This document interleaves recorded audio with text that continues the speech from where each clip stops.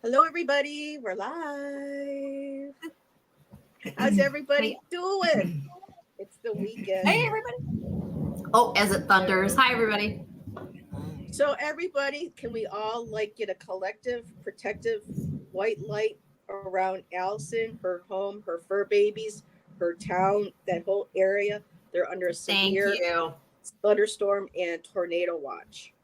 Yeah. So we could all send that to Allyson, and then for Tanji, because the forest fires, the smoke is getting really bad with her and her area. Yeah. So let's just have that rain drop enough water to start getting rid of this fire. It's supposed to rain all week, so yes, pretty much same here. Bring so so lots of healing energy, for the forest, for the weather, and protection for Allyson and the tornado. So, all righty. Let me see. What do you got here? We have Tanji join us. Thank you for joining me. We have Allyson and AriesGirl Tarot joining us as well. We have Teresa Levine, Amanda Sorry, Carroll. family's checking on me. Yep. good. All good. All right. And I did see Ivana. Hello, Ivana. Oh, it's Ellen. Oh, Ellen R. There's Ivana. There we go. Lots of white flame protection. Wait a minute. That's not Scorpio Mama. Where is she? There she is. It Hello, jumps, Serena.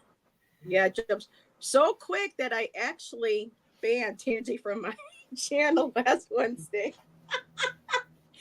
What'd you say, honey? I accidentally banned Tanji from my channel. I heard that. Yes, or I saw Tanji comment that on. I was trying to do the thing, and it's like when the dog is pissed and turns its head. Yeah. Really? That's what she's doing. She's so just funny. The what is it? The exactly like.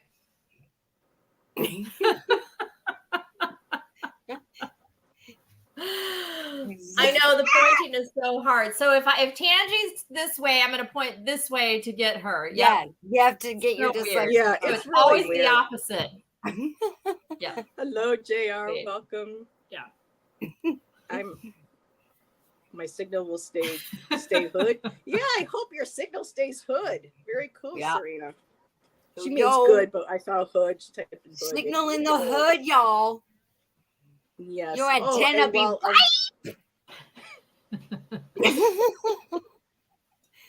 I'm half clogged from the smoke outside, so I make no apologies. Yeah, there's a lot of smoke from the forest fires. I always pray for the animals. That's the big. Yeah, I know. Because they're sitting ducks, man. These people can get in their cars and drive, and you have renter's insurance, house insurance, blah, blah, blah, whatever. Poor babies. I mean, it sucks, but if anything happens. Yeah, we had a person start a fire in Arizona when I lived there. The idiot threw out a cigarette, and they know better.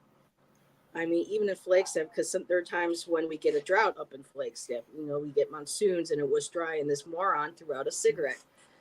And, people need to start thinking, Yeah. Like dip the cigarette in the water bottle or the coffee and then throw it out because it's anybody that smokes. I mean, don't even get me started. I mean, I smoke. If you're still smoking, it's like. Well, she has to. I do. The cigarettes and the caffeine are my. Allyson doesn't know that about you because I can't take medications. Doesn't know what?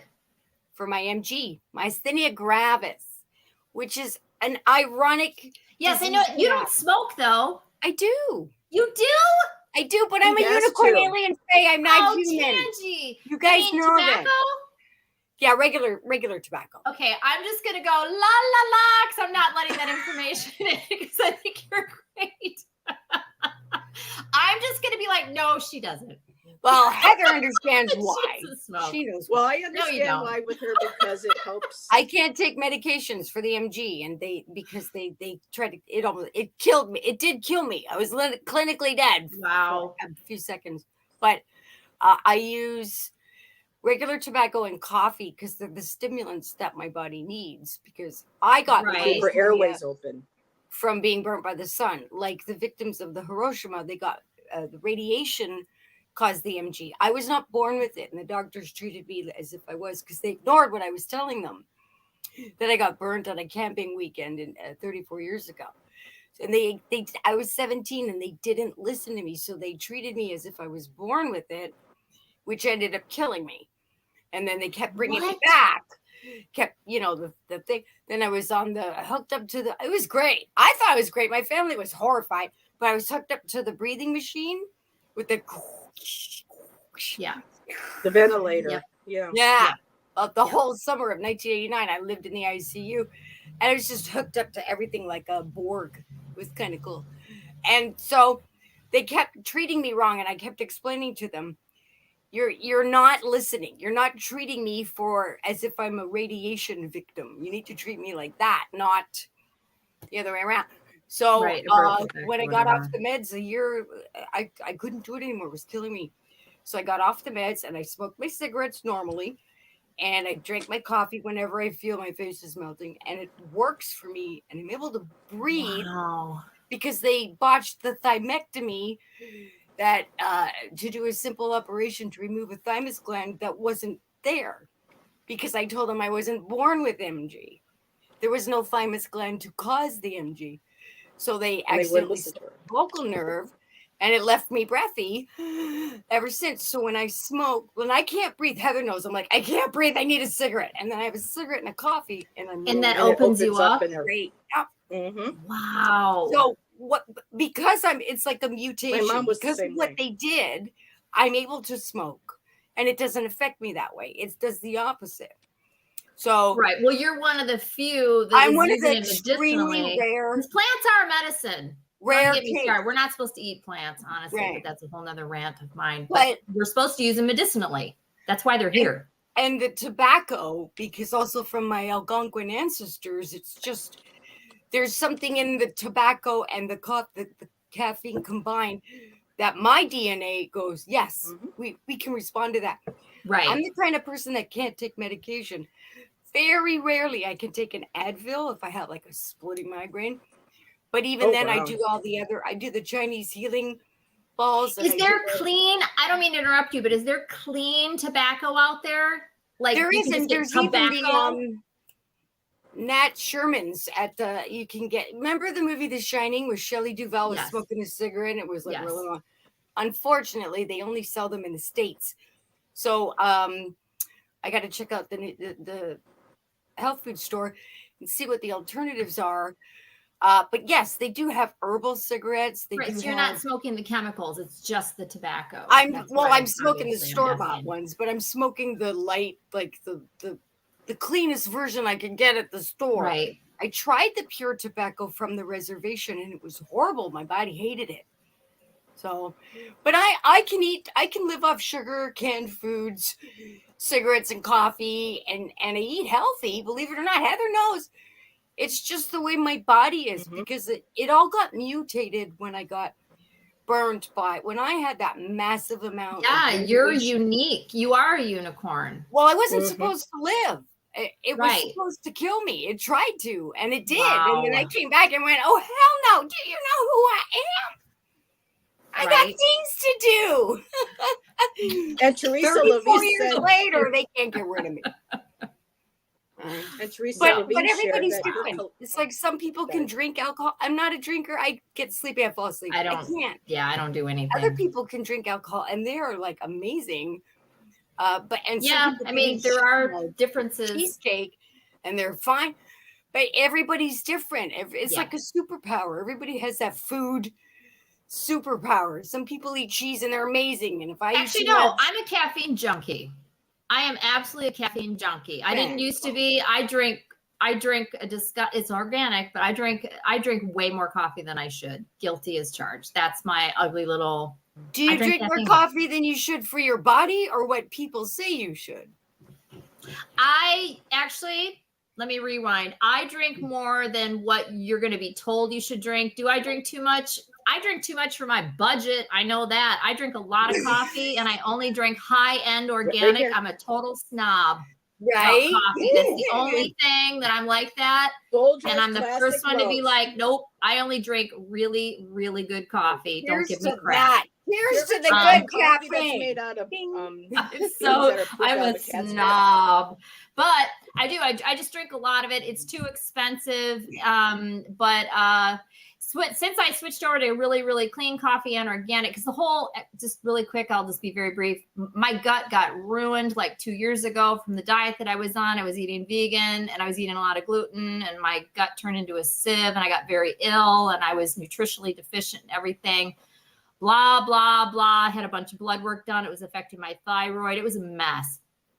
Anyhow, I did a bunch of stuff to clean it up. I now have beautiful blood work, everything, da, da, da, da, da, da. And the only thing I held on to was the caffeine, but it doesn't have any, all the junk they put on coffee to grow it. I don't eat any of that. I eat very, very clean coffee. So. And you do what works for you. you. Okay. You I do fine, actually. My gut is fine now. Good. But and Allyson, I do drink a lot of it. And I sleep. What the hell? I do too. I never used coffee makes me tired at night. When I'm ready to go to bed, I have a coffee and a smoke. Girl, I can have coffee 7 o'clock at night and be sleeping like a baby at 9:30. And I fall asleep immediately. And I sleep all night. Yeah. Yeah, that's weird. Yeah. We're all different. I'm the same. I wonder if we're from the same spaceship, Allyson. Of course, I'm 53 and I still have all my hormones. Amen. I don't know how much longer, but I can't complain. But I know the timer's ticking. I'm 51 and I've always been loopy though. I've always felt like I'm going through menopause. Like, the like where am I? What was that? Why did is that menopause? Maybe I am.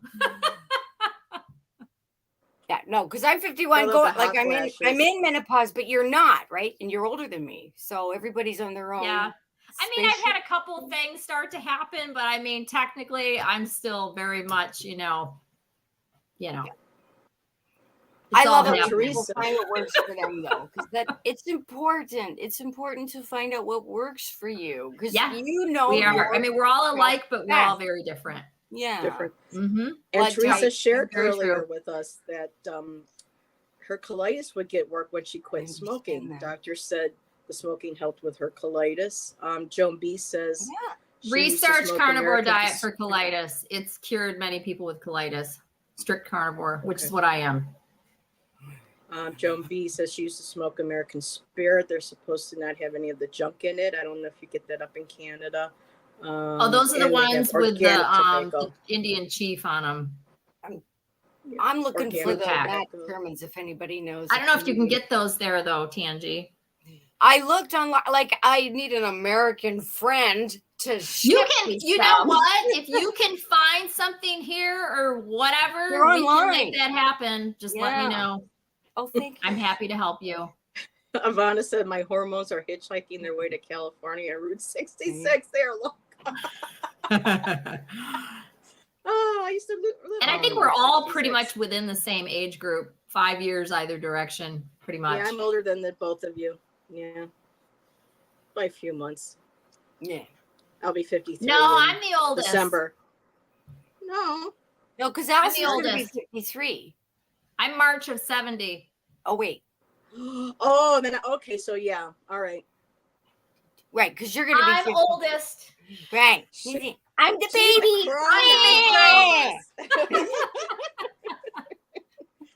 What they call the old men around our age, they would start calling us hags. She's the oldest hag out of all of us. The crone gang. That's all right. Older and wiser. Yeah. Honestly, and I'm serious, I have no desire to go back. I know so much now compared to what I did 20 years ago.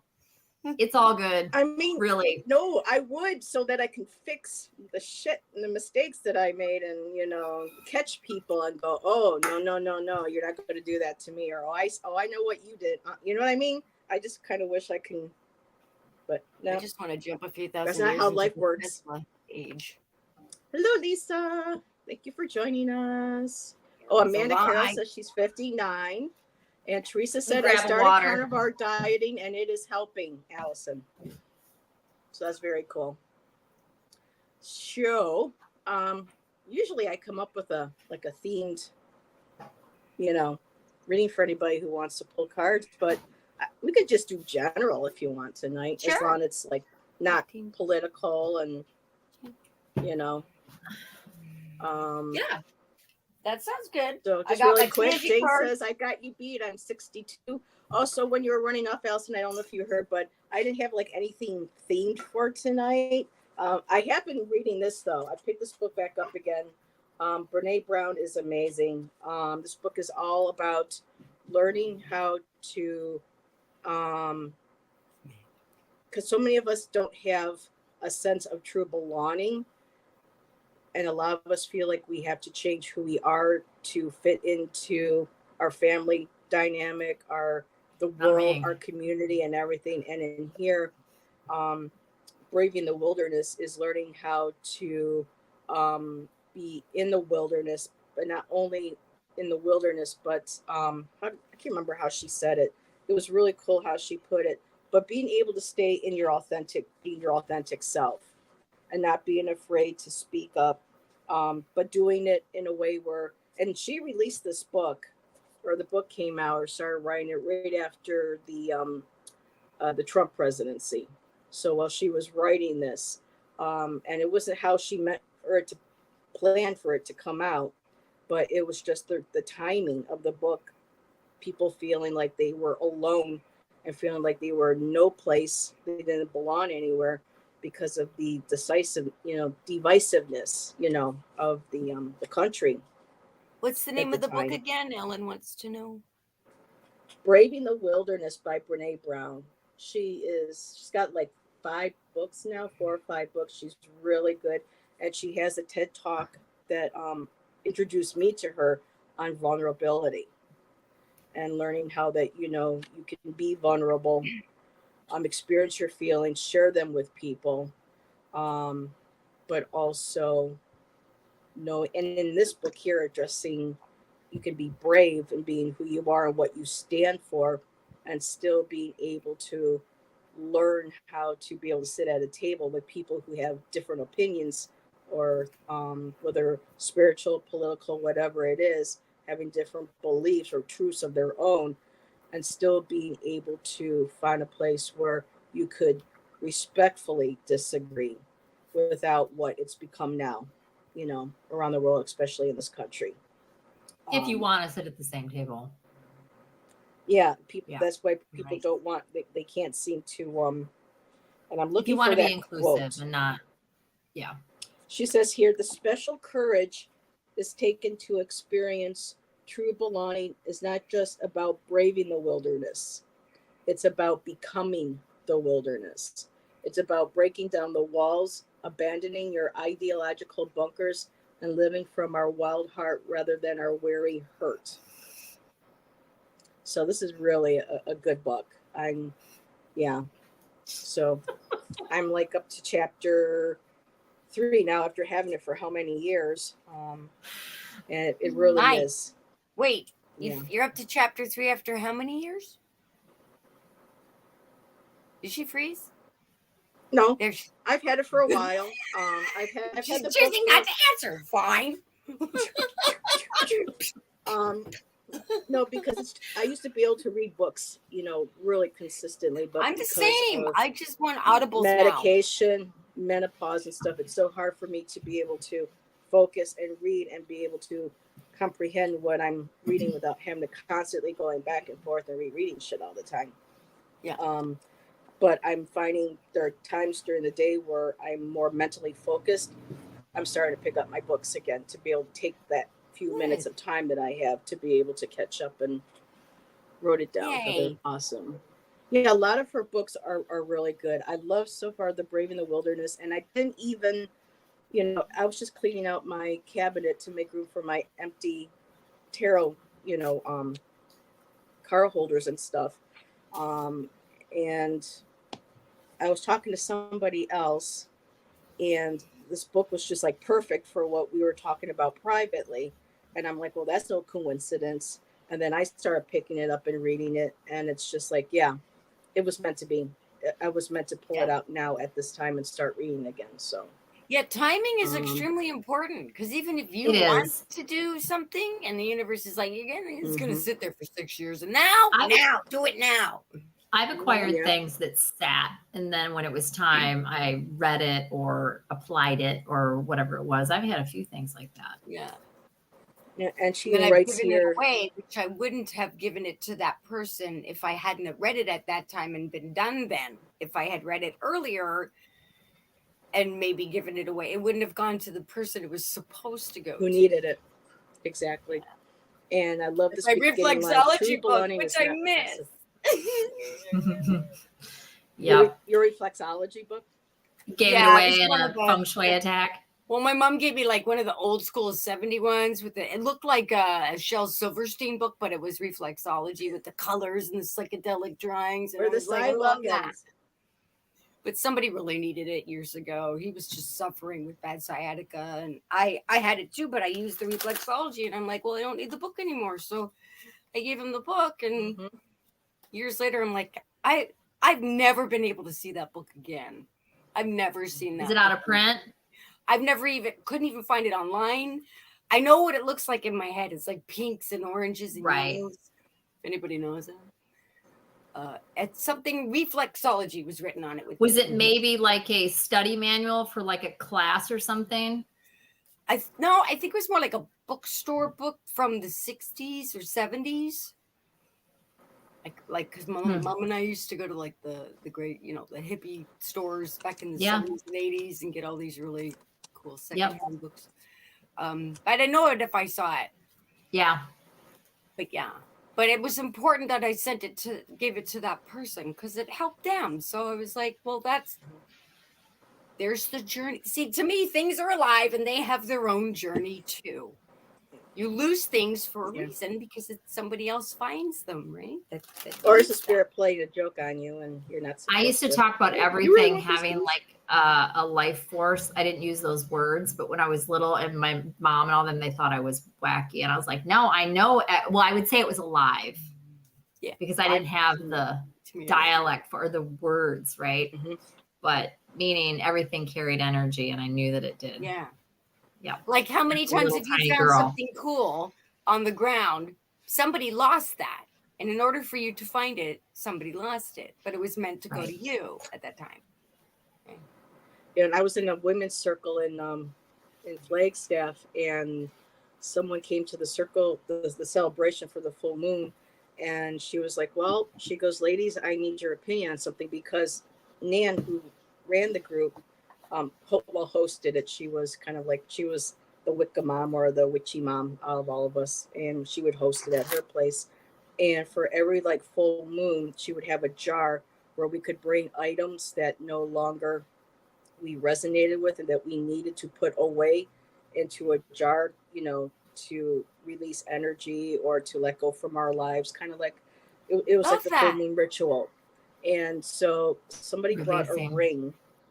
And she says, I don't know if I should keep this or I put this in. There's just something about this ring. And so she was passing it along to everybody, and everyone was just kind of looking at it. Now, me, I don't typically touch something and get really like a strong hit off of it unless it's something. I mean, I'm more kind of like that now. I'm getting a little bit better at it, like with crystals and stuff. But for me, when I picked up that ring, something hit me from out of nowhere. I just immediately started bawling. I was crying. I said, I'm seeing this girl. She's got blonde hair and she's crying. She goes, this ring was something to do with someone she loved. I mean, they had to give me tissues. And I was just like, here, take it. And it took a while for me to calm down and relax. And the other girl was like, okay, put it in the jar, and that's never what really is that called? Before, nothing like psychometry. I do psychometry. And I've never had an experience like that before since just that one time. And I guess for whatever reason, whatever energy of that ring to that girl resonated with my energy, where I was able to pick up on it. And oh boy, yeah, that was weird. Did you help release that energy, or did you just? I hope so. Okay. So well, when you're that young and you're not, I'm just, learning about all this and being welcomed into it. And I was just like, well, it was circle, we put it in the jar and I relaxed, I grounded. We did our, our ritual, whatever craft that Nan had planned. She always made us like little muffins and she would have grape juice for us. And so I was actually able to ground and release and everything. So, nice. But yeah, and something like that hasn't happened to me since, except for occasionally picking up a stone or a rock or a crystal and just going, "Ooh, okay, this wants to go home with me," or something. Sometimes people get like a certain spiritual whatever just on occasion, and then that's it. Like I've only heard once, like heard. Mm-hmm. Yeah, I mean I've smelled, I have knowing, that kind of stuff, but with my ear, I've never had touch either. But with my ear, I heard my name clear as a bell once, Allyson. Me too. Like somebody was right there. It was probably one of my guides because I didn't recognize the voice. That was wild, but that's only happened once. So anyway. I get it all the time, 24/7. I'm jealous. Don't be surprised if my hair starts doing this during the live because my sister gets touched all the time and has her hair touched and all kinds of stuff. I don't get any of that. And I get upset because they call my name. I don't get scared now. And I'll look up, I'll lift my head up, or I'll lay there and go, yes. I'm listening. I've only heard it once. I'm open to, and then there's nothing. And then I'm like, then why'd you call my name if you're not going to right? They're probably yeah. I mean, I'm guilty of that with Cream Puff. He'll walk by and I'll go, Cream Puff, and then he'll look at me and I'll turn around and go in the house. And he's like, why'd you call me? So I get it. I know what the feeling is. Sorry, Green Buff. So, Allyson, when you stepped away, I was Tanji and I were letting people know in chat that we'll do personal readings, but like always, no politics, third parties, if without their permission. I just basically said, what do the guides want you to know right now? That's what I do. Yeah, what do the guides want? Yes. So if someone has health or legal, I won't read on that, maybe the energy around it. But for me personally, every reader's different, I read it. If my guides are making me say it, they're like, you need to say it, I'll say it. Okay. Right. So, and I know Lisa, Mystic Traveler, was saying I needed to read that book. Brene Brown's books can be found in public libraries. She's that popular. So there's no need to, have to feel like purchasing something and you need to go to the library. Unless, of course, you pick the book off the shelf and you're like, ugh, because of the energy that you have for people who sometimes, I just stopped going to libraries for that, but mostly because it was near a high school. It was all the teenager energy. And yeah, and high schools have weird energy. Yeah. Oh, my God. Hello, Samantha. Hello, Michaela. For being here. I like that Amanda found the coolest green corduroy shirt in the middle of nowhere in New Mexico. I mean, there's a song. Hold on. Give me a beat, Allyson. You want to this green corduroy shirt. Oh, once in the middle, nowhere. New Mexico, we were in New Mexico. We found corduroy. It was a cool green shirt. Yeah, but not a real green shirt because that's cruel. I don't know if Allyson knows what we're talking about. For any Bare Naked Lady fans out there, remember the song from the 90s, the Bare Naked Ladies? If I had $1 million, and they said I would buy you a real green dress, but not a real green dress because that would be cruel. I would buy you a green dress, but not a real green dress. That's cruel. And the reason why they put that in there for fun was because they stated that I would buy you a fur coat, but not a real fur coat because that would be cruel. So for fun, they put in the green dress for whatever reason. So when I saw the green, I was just like, I had to add that, but not a real green dress. That was perfect. Thank you for that. Perfect weather. Love it. So if anybody would like a message from their guides, please go ahead and let us know. And no, I think that's it. Like, again, medical, legal, always, consult professionals for those answers. So, well, we're way tying. You know what? I have a question, and you and Tanji could answer it. Sure. Okay. So it's not about me. It's not for me. It's for my sister, and she's 100% fine with me asking this. Okay. I know this for sure. Okay. So my sister is a medium, but she doesn't really embrace it. She communicates with my mom and one of my grandmothers. Other than that, she kind of go away. So she has someone that she went to high school with that died many years ago, and she found out about it. This was not a friend of hers. This was somebody at school that was super, super popular, graduated like 2 years before her, This woman is coming around her in spirit now. She's just started coming around her. She doesn't know why. Why is this woman coming around her? The lady that died, her name was Sonia. Why is Sonia?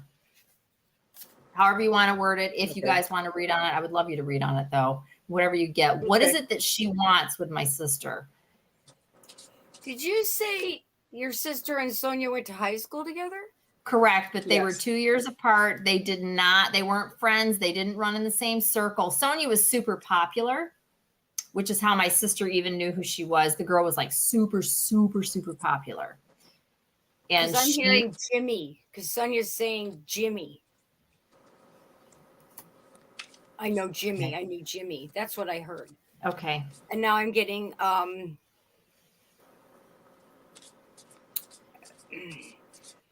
do I explain this? I'm being so I'm feeling like a cartoon crack. Lisa. And do you know? Oh, it's gone. I just mentioned cartoon crack. So she's showing me. Okay, you know the feeling. I hope nobody knows this feeling. If you ever played softball or baseball when you were young, when you were kids, and the bats were softer, sure but did. you got hit in the head with one, and it kind of felt like a crack. Like it didn't break you, but you got the crack. I broke my nose that way. Oh, jeez. Well, catching a fly ball. Yeah, like that. Yeah, like a crack. Like it's like a cartoon, like a Charlie Brown, like a crack, and it was a pain, and then I said it, and it's gone. So, a head crack, or I don't know how you would word that. Cartoon crack, a quick ow, head, not head trucks. She just wants me to say head crack, cartoon crack. I don't know what that means. Okay. Like I see what she's saying, but that there's might be a personal reference in there. Right, or it could be like a analogy or a metaphor for something. Metaphor. Ooh. And the cards I got were. Is it okay if I go first, Heather? Is that okay? Yeah. Do you want me to put you on a larger screen for Allyson to see the cards? For people, I'll just do that for her. Oops. Oh wow. Okay. There's your sister Lisa, you said? Yeah. Is coming in. These are my Tanji cards I made with my guides and an AI art app. So this is your sister Lisa.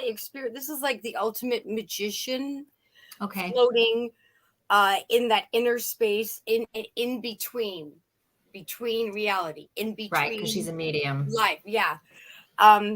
This is a representational card for a medium. I use it for me as well. Okay.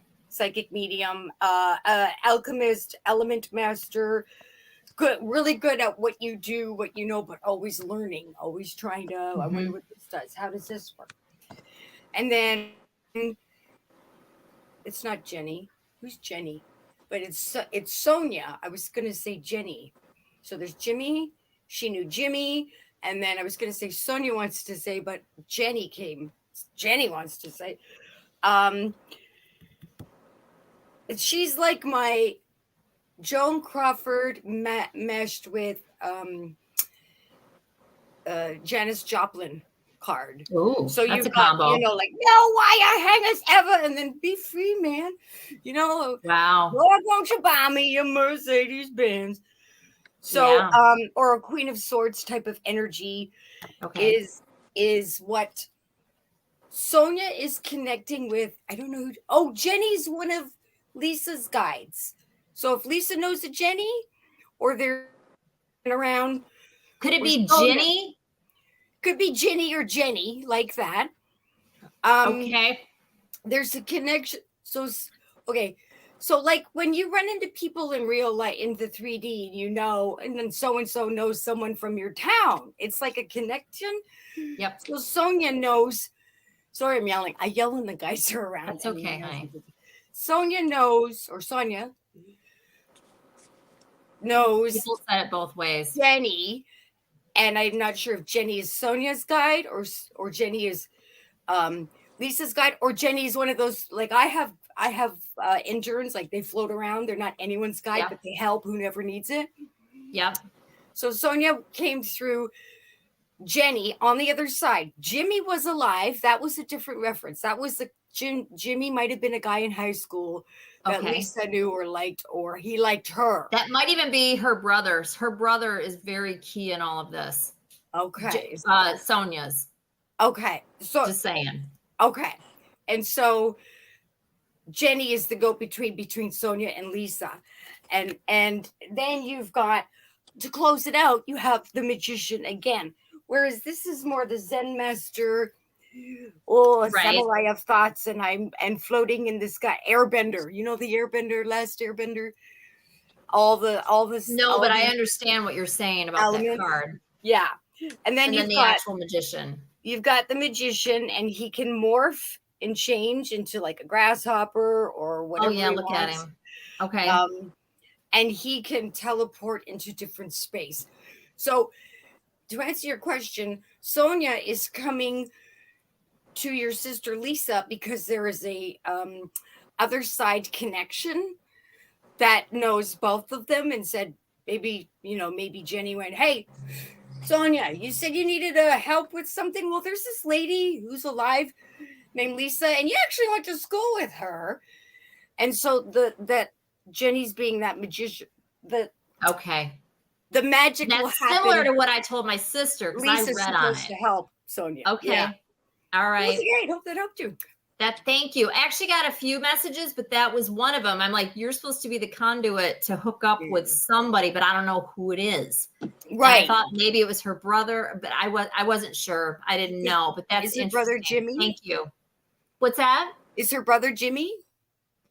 Yes. Well, I don't know. That's why I'm saying the name. James. I just heard it yesterday, and I'm like, I'll find out. I don't know anybody by the name Jimmy, but it could be. And if I find out that it is, I'm gonna fall off my chair.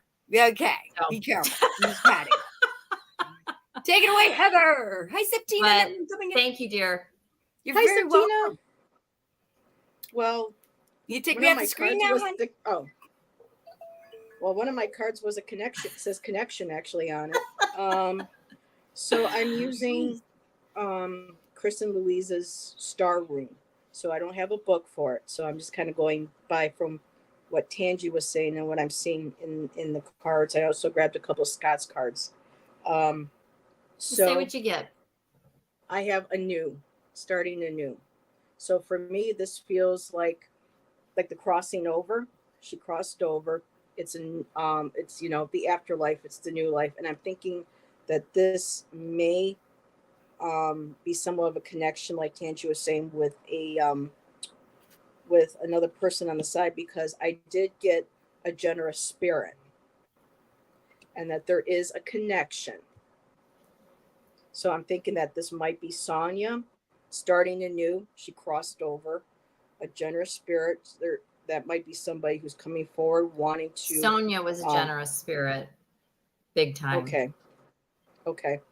And then when Tanji kept saying connection, there's a connection card. Now with Kristen Louise, this doesn't mean it's a lover's intimate connection, but there is a very intimate, not necessarily sexual, but a very close, intimate friendship. It could be intimate and not, necessarily representing two women in the relationship. And the card that ended up sitting right in the middle, there's something to do with a conflict that's going on, or there was a conflict involved. Okay. And it had to do with the home. Oh, yes. Or it sure did. It's home. No, you nailed it. That's very true. Yep. And boy, it hit a shitstorm. Well, hailstorm. Yep, sure did. There was a lot of anger. And I think all this was going on because then I did get the transition card also. So it feels she died. Like starting anew, transition is like the beginning and the ending on the ends. And so for Scott's cards, I want just a few more. And I did get the courthouse. And what jumped out at me here too was justice, consequences, and life's purposes. Wow. Okay. Yep. All that happened. And I also got the 7-8 cups of summer. I need to be quiet. Delusions, lost love, leaving the past behind, forgiving and disappointment. But with the courthouse, I don't know if they're necessarily ready to forgive. She may be pushing the forgiveness and the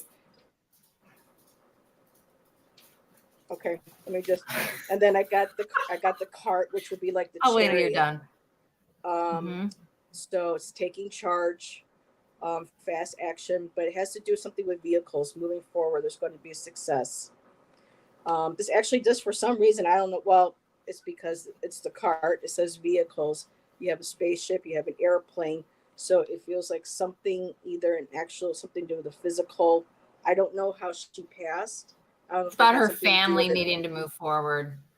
Okay. Her family was. Gotcha. I'll explain it all when you're done, but you're nailing a bunch of stuff right now.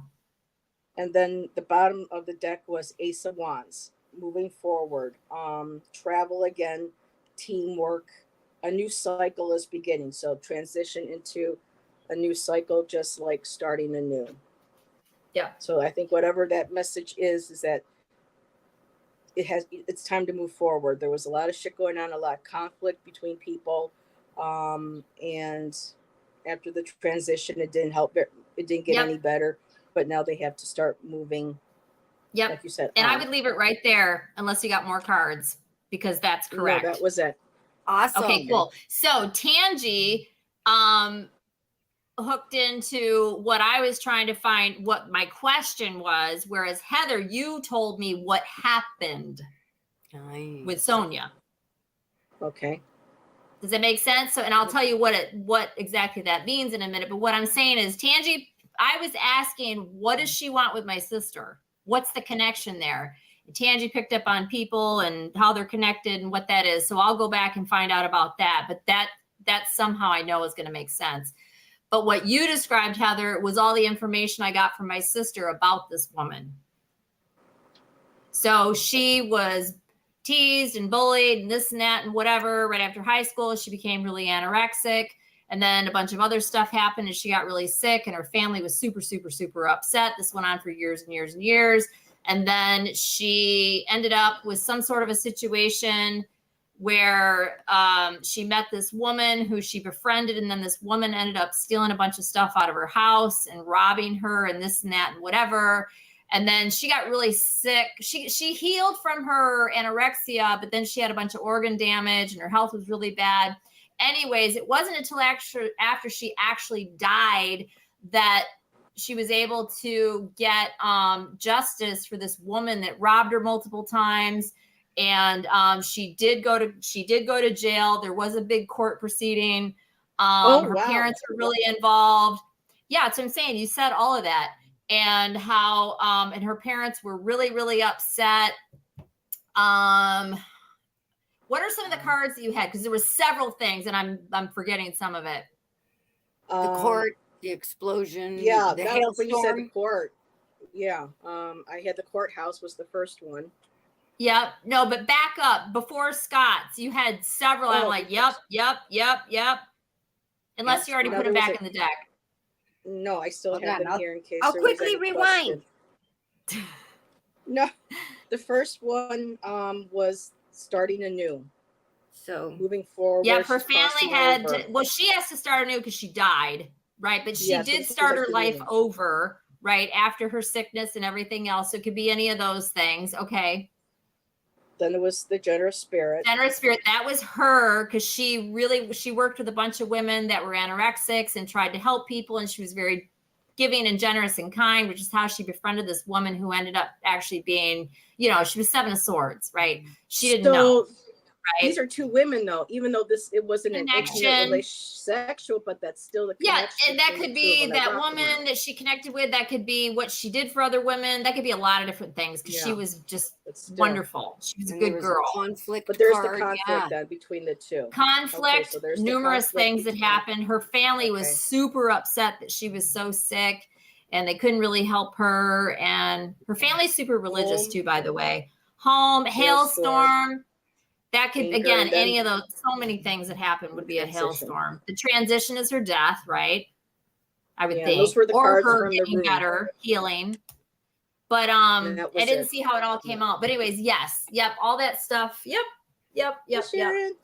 So I'll see. I got to see about what Tanji got, because my sister I told my sister when she first asked me before I even read on it, I'm like, well, she knows you're a medium. And she's just trying to either get your attention and communicate and get you to be more open to being a medium. Or by doing not so, that they knew each other. Well, I just want to say one thing, not that they knew each other in life, because they didn't, but my sister, not that she looked up to her, but you know how when you have like the kids that are older than you, right when you get into high school, and you got the really, really well-known they're almost like famous, cool, right? Yeah. And she was very pretty, and everybody, whatever. That's who that girl was. And so Lisa knew her, but she didn't know Lisa. But then once she transitioned many, many, many years later, because there was a etheric core there to some degree, right? I mean, you'll always know she could trust her. Yeah. And so she's coming through to Lisa, and Lisa's like, what does she want? What does she want? And I said, I think she just knows that you're a medium. But then I threw cards, and I'm like, I think she wants you to connect with somebody. And I even said, I got the ancestral lineage card, and I also got something else. And I said, either you and her are like soul family, or she's wanting you to connect with somebody on the other side that she's talking to, right? Like Grandma Jenny or whoever, right? Or something like that, right? But I think that it's just that she knows my sister can hear her, but my sister goes, la, la, la, la, la, unless it's my mom. Or my grandma. Lisa said maybe she's got a message. She's just like, I'm in a quiet room and I'm hooking up with spirits. I better go out in the garage and bang the hammer, so I don't hear it anymore.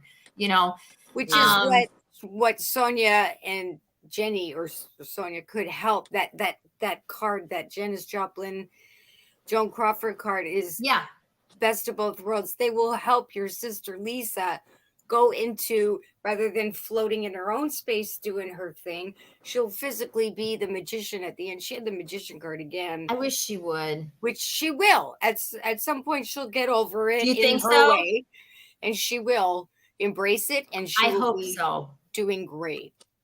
Because she gets all kinds of stuff, and she just kind of ignores it and whatever, because it kind of freaks her out. She's going through the skittish phase. She's taken classes and whatever, that kind of stuff, and she's just walked away from it. A couple things have happened that freaked her out. She just, I say embrace it. That's what I do too. I told her, give it to me if you don't want it. Which is no way to do that. I'm like, man, I'll take that. It might be scary, but I'll do it. I'll face it and deal with it. I would love that. And I know. Imagine if you didn't have the fear, and what kind of cool things you could, accomplish. Look at it. There's so much I accomplished because I tossed the fear and I embraced okay, let's go. And then the more I was like, show me, the less they did. They're like, I don't know. Later. And we all like, now I want you to. Now you barely come around unless when I'm sleeping, and I wake up at 3 a.m. and they're over my bed going, hi. You're making weird noises when you breathe. I'm like, I know. Can you tell me when I wake up in the morning? God. I'm amusement for them, but yeah. So so that's good. Your sister, I mean, she's going on her own time frame. I hope so. Well, part of it too is that she wouldn't care. She's sitting right here and she never watches my stuff. So she her husband, who's awesome, we all love him to death, but he's Scorpio. He's super intuitive, but he doesn't believe in any of this stuff, right? Super intuitive too. It's hilarious. My dad was like that he too. gets stuff all the time.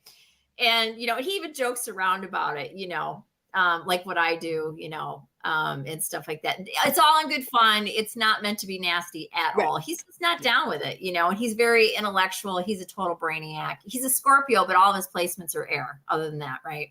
So he's very, he's like a computer engineer. So, yeah. I just find that hilarious because there's, she's not really in the environment to. It's like, I know a guy who could fix cars better than any mechanic. I'm like, oh, you're a mechanic. He's like, I'm not a mechanic. I'm like, you're a mechanic. You fix cars. No, I'm not a mechanic. I just fix cars, but I'm not a mechanic. And it's like that. It's like, but you are. Right. Ken can be amazing. I mean, he gets stuff all, like, he'll just know something. He'll just know something. You're like, well, Ken, how'd you know? I don't know. I just knew. And it's like, yeah, see, and he, and just, or he'll just laugh, but he won't give any energy to it. Watch out for that falling box. You walk away, box falls. You're like, oh my God. And he's like, yeah, whatever. Bye. So next topic.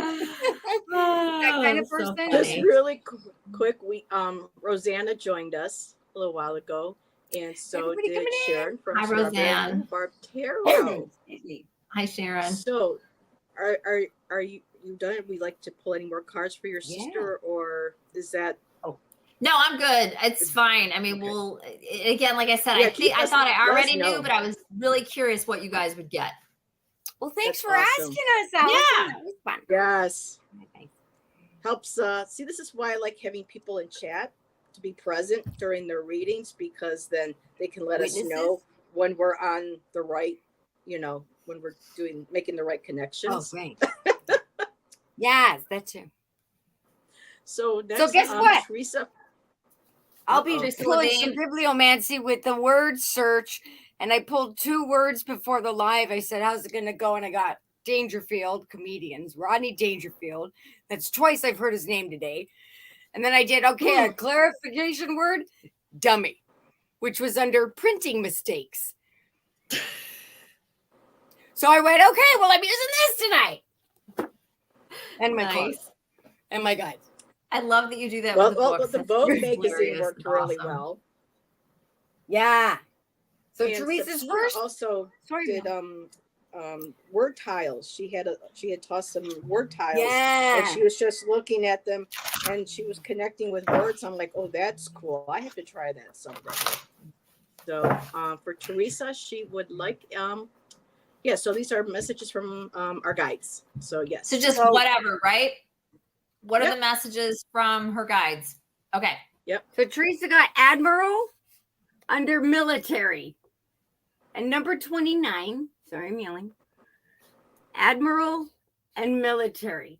So let's pull a card. Ooh. What is that? Here, is let me put Tanji in the big seat. There you go. Admiral and military. Teresa, these are your key bibliomancy words from my big jumbo dollar store crossword book. Search word. Search word crossword. We actually use my Brene Brown book. Yeah, girl, if you want to. Teresa reading for, right? Yes. Teresa Levine, yes. So my Tanji cards I made with my guides and AI art app. It's like the Empress energy, and she's on her Instagram. She's like, look, I'm in the field and I'm pregnant. And look, everybody, I'm doing a live. And oh, my water just broke. Damn. That end the live stream. Thank y'all for coming. Hit the subscribe or whatever Instagrammers say. I wouldn't know. I'm only on YouTube. But something's about to pop. Either literally someone's about to give birth. It could be an animal, vegetable, mineral, or human giving birth.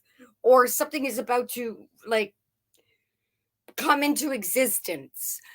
And it could have something to do with Admiral and the military. So pay attention. Teresa, your guides want you to, what your guides want you to pay attention to is something being born or coming into existence at like now,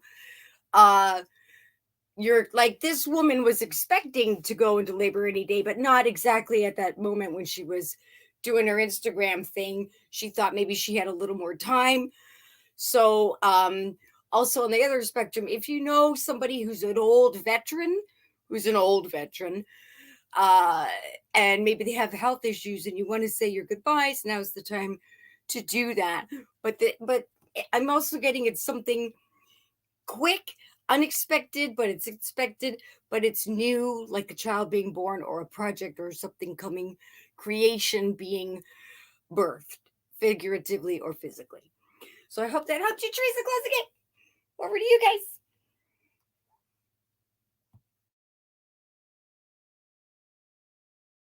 Okay, she's still shuffling. You were mute. Sharon, Okay, I'll you're good I'll mark you, but right now, we have 5 already, and I don't want to. Last Friday, I kept poor Allyson here for almost 2.5 hours. So, Rossi and Sharon, we'll see what we can do. But in the meantime, so Teresa, I think I need to start working with the star rune tarot more often. It's very straightforward. Your guides are saying, take a chance. There's something there's a quest that you are on. They want you to take a chance on that. You have the power to do it. Can't be afraid of that power. This is in the middle. So I feel like this is you. This is the wisdom keeper. You have a lot of wisdom. You have a lot of knowledge, and there's a lot more that you can tap into, because she can also represent your higher self or a guide of yours. Now that I'm talking about this, I feel like this might be more of a guide, possibly maybe an ancestor, but she's holding the book open and she's looking out at somebody. She's sharing her wisdom. So she wants to share her wisdom with you, and she wants you to start sharing your wisdom and your abilities with other people. When you do, transformation will happen. And in the process, I also got a sacred pause. So this is going to be time where, as you're learning, allow the transformation to take.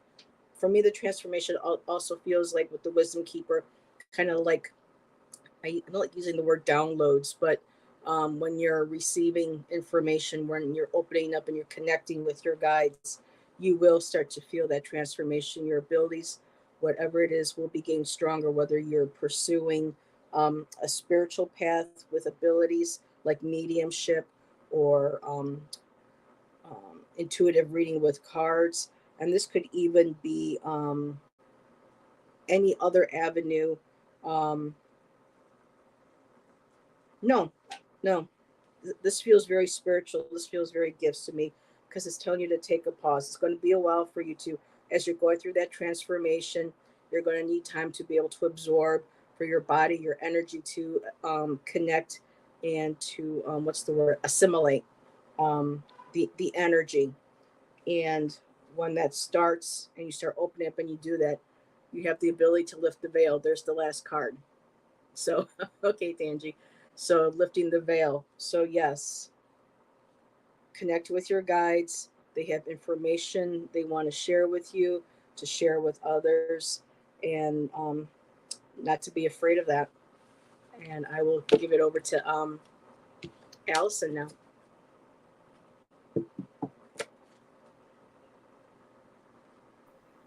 It's Tracy, right? The first name, Levine? No, Teresa. Teresa.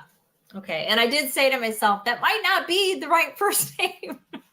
But I knew it was Levine. Okay. Yeah. So, yeah, it felt wrong when I was saying it. That's why I said that to myself. So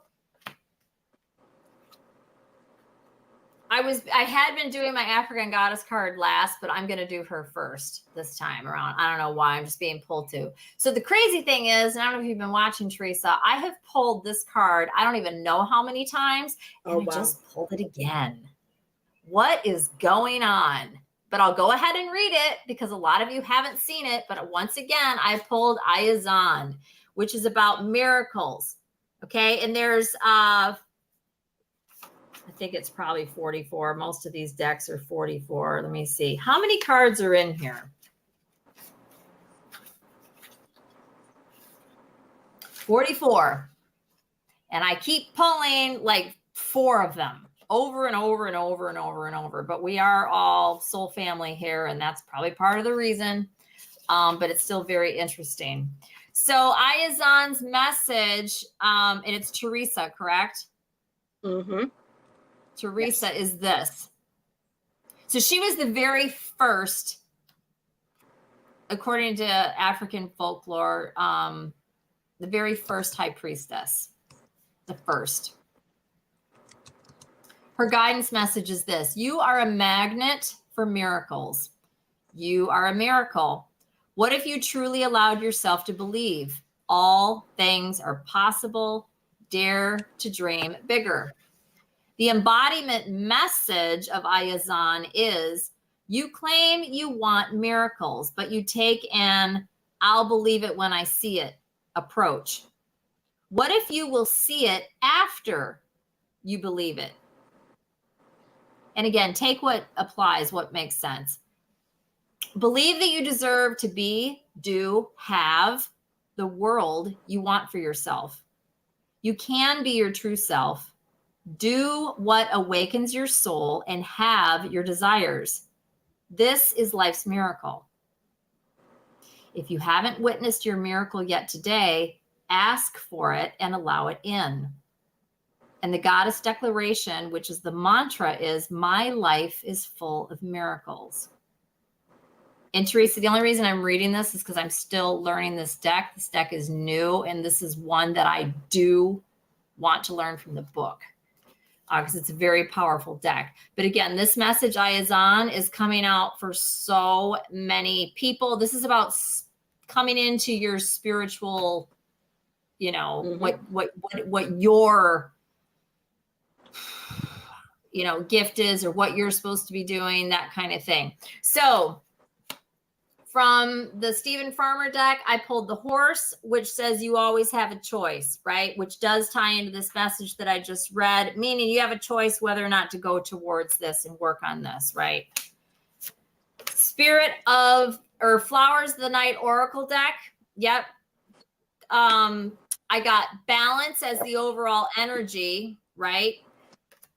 And the cards that came with it: creation, intention, sensuality. It's all part of the same message. You being in balance would be you embracing whatever your gift is. And maybe you're already working on it. I don't know. And I saw something flash up really quick and then it was gone. I don't know what it was saying, but I think it was from you. This is here for your taking. This is here for you to do. So it's almost like you need to just embrace it rather than seeing signs of it before you embrace it, right? Because that was like part of the message. And then from this book, this deck that resurfaced at my sister's house, and I felt like I'm just supposed to start using it because I didn't connect with it years ago, and I like gave it to my niece and she never used it, and I discovered it again the other night at her house, and I was like, I'll take that home if you're not using it. Where's the box? Whatever. It's like Connect with Your Guides or something like that by Sonia Choquette, which is old school psychic lady. The overall energy is deprivation. Oh, I have horses. Is deprivation. The cards that go with that, this is the overall energy, right? Being deprived. Again, this is all about spirituality. You don't have this spiritual connection yet or whatever. That's the deprivation. Guardian angel Michael. So you need to be working with Michael and you're not. Or maybe you are, but you're not doing it all the time or whatever. But if you aren't, he's there. Hook up with him. Creativity. Figure out a way to do your thing, your spiritual whatever. Decide how to do it. So yeah, this is all about spirituality. It's about embracing your whatever. I mean, I don't know what you do, what you don't do. Maybe this is all you do, you know, watching stuff, whatever. But she says she has been guides. trying to connect with guides. Yep, awesome. Connect with Archangel Michael. He's there. Chat with him because I think that that's part of your in. because that Awesome. card was like leaping out at me. So that's what I got. Nice. Yeah, that was cool. You got the horse. I got something with the horse, and then she says she has horses. His horses, yeah. Yep. And we have a And yes, unicorn right Teresa. here. 3 a.m. If you have a relative who is in the military or an admiral or close to an admiral, could be reincarnating through a birth, which is also a miracle. Births are miracles. So yeah, let me know, Teresa. Awesome. Let us know. Okay. That was great, All right. ladies. Yes. Who's next? The messages are flowing tonight. So next one up is Michaela Butler. She would like a message from her guides. I'm gonna do this reading, then go out for Michaela Butler. and then I'll be back after. But Okay. I'll watch them. Michaela Butler. Sorry, Allyson, what? She said Michaela Butler. Who's Michaela Did Butler? you ask me what direction? What? Sorry. Did you ask me what direction? You didn't. No, but I stopped on something. Left or right? Or Oh, sorry, left. up or down? Up or down? Oh, up. Up. Ooh, Concord. Revolutionary War. Ooh. Michaela, Concord, but that's also a bird. It's also is it a comedy duo? Flight of the Conchords? It's a comedy thing. But a Concorde is also a jet. Concord. Concordia. That's something too, isn't it? Or is it a Tanji word? Number 96. Revolutionary War, or 2 words. Revolutionary and war. And war spelled backwards is raw. They wanted me to tell you that. Yeah. And number 96. Michaela Concord. I'm thinking of Flight of the Conchords, which is, I think they're a musical comedy duo. Flight of the Conchords used to have a show on the Comedy Channel. Okay. Tanji card from Michaela. And then I will go for my smoke and watch you guys. And then I'll be back. Take your time. Ooh, Michaela, what you guys want you to know right now is this is 2. This is a spiritual of this boy. This is not really a boy. This is a non-specific gendered youth. So I tried to do quotes and it went like this. Oh no, it's a non-specific gendered youth. Once upon a time in the field of dreams. And all my cards fell on the floor. Michaela, there is a youth that is curious about knowledge and wants to know some information, but it's locked. And this youth, regardless of gender, may be curious about their gender, that could be it, needs to know how to access this information with this magical dragon latches. It's open, it wants to be popped open, but this younger person needs help accessing this information for the knowledge that they seek. So I don't know if that goes with the jumbo word search bibliomancy, but it could be 2 separate messages. But whoever the younger person is, it doesn't mean a child, it just means someone who's younger or has youth, inquisitive, curious, wants to know, doesn't know certain things and needs access and help to access something magical and beautiful for them to continue on their path. Close again. I hope that helped you, Michaela. Flight of the Condor. Flight of the Condor. And Concordia is a word, isn't it? I think so. It's a university. I just looked it up. But Tanji, before you go, you know how you got the condor like a bird? Guess what came up in mine? I got an eagle. So it's a similar large bird. And I'm out for a smoke break. I'll be back. All right. Peace. She says, wonderful, Tanji. Thank you. So yeah, condors are huge like eagles. Yeah, I mean they're big. So what I am getting here, where's the other card? Okay. So Michaela, communication. The messages here is about communication with others, possibly yourself as well, because I got the deer. and deer are about gentleness and diplomacy. So right now we're talking about so far communication and coming from a place of gentleness, tenderness, um, and diplomacy, kind of like, not being passive, not being passive aggressive or aggressive, but learning how to um, just be open and honest and to be able to speak tenderly, gently from your own truth. I got the eagle, and I'm feeling like this is you. I have spirit, integrity, and connection to the angelic realm. So I feel like you have a very strong connection to your angelic guides, your spirit guides. Um, with your connection with them, or they are drawn to you because of your integrity that you have when you deal with people, when you communicate with people. Um, I also have the water fairy, feelings and emotions. So you're very empathic. You have, yes, so you're very empathic. You're very in tuned with what people are feeling. When you walk into a room or a place, you're able to kind of um, you can tap into the energy of that place that you're at.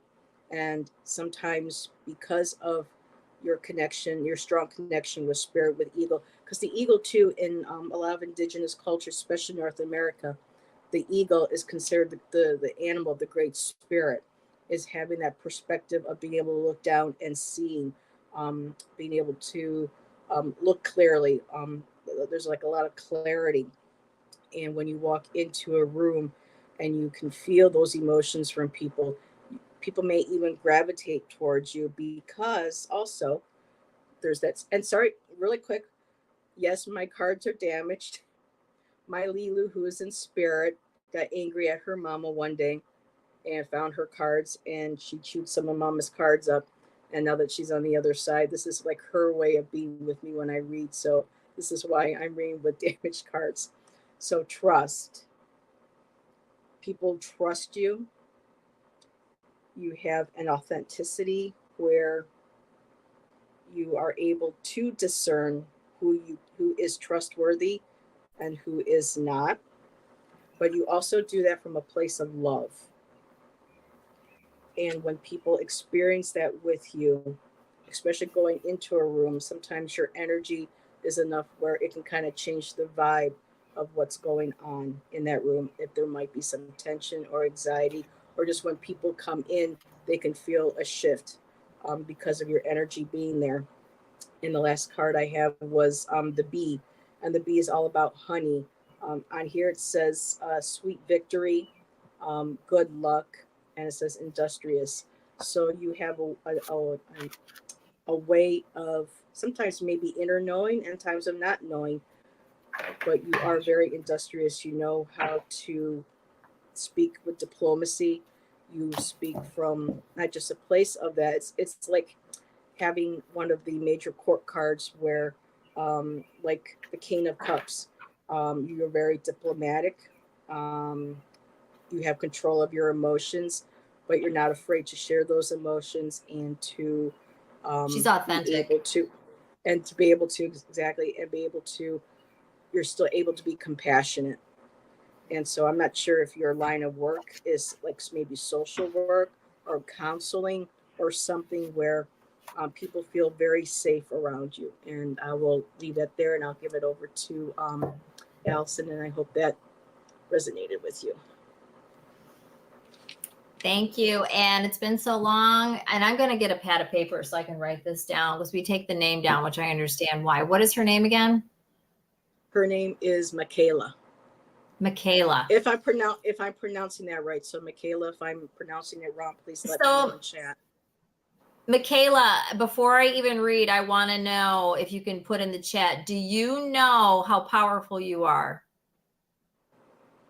Are you aware of your gifts? Because you really, really, really are. And see if does she say anything?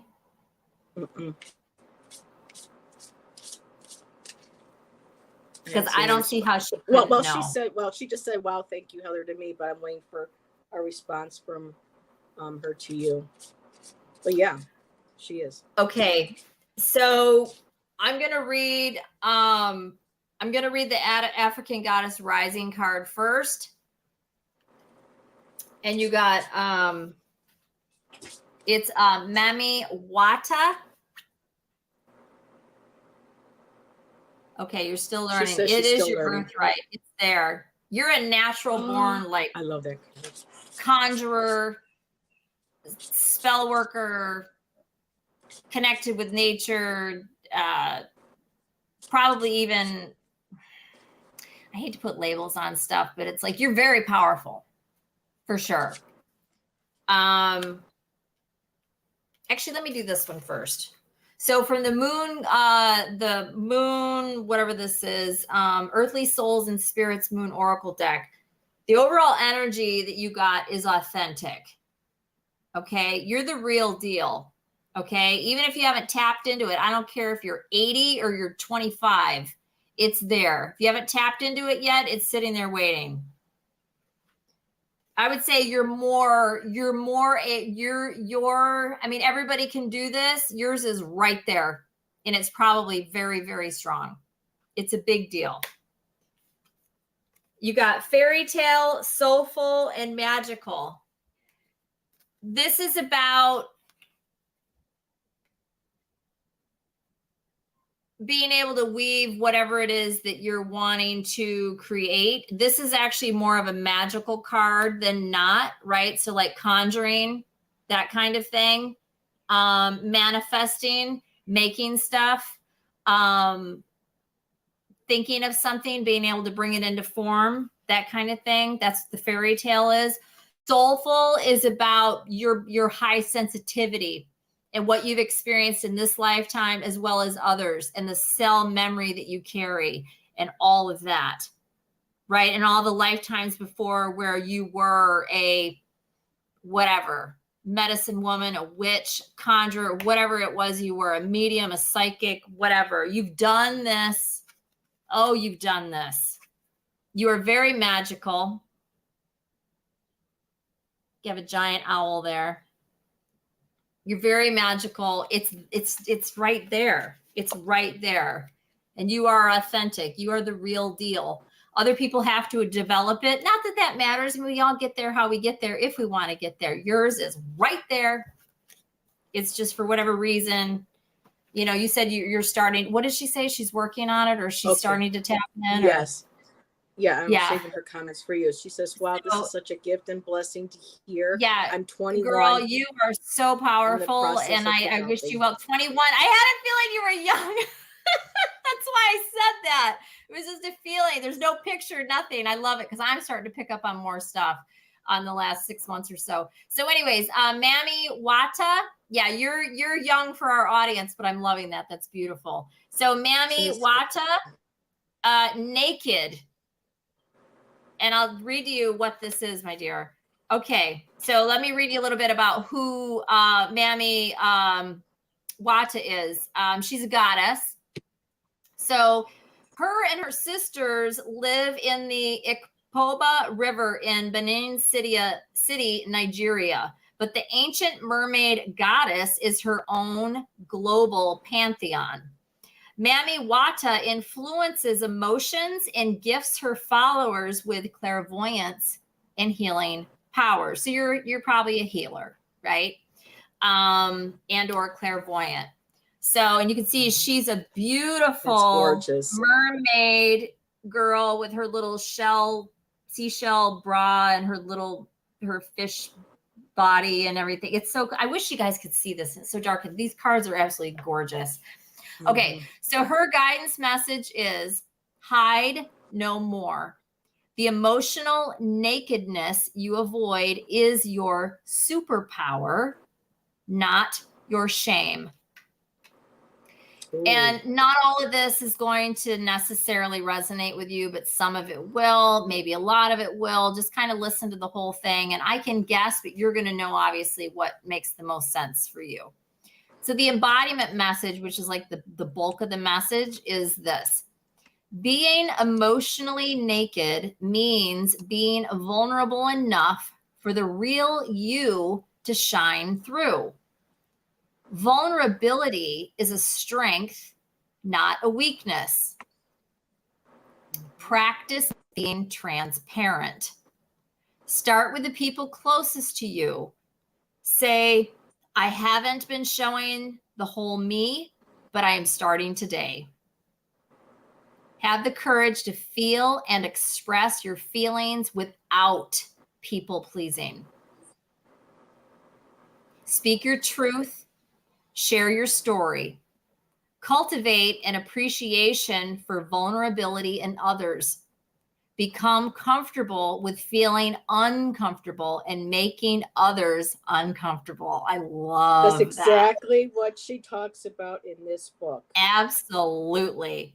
And the goddess declaration, which is like the mantra, and this would be for you, honey. I would absolutely remember this and, consider maybe saying it to yourself. I have the courage to be vulnerable. I have the courage to be vulnerable. But Mami Wata is the goddess for you.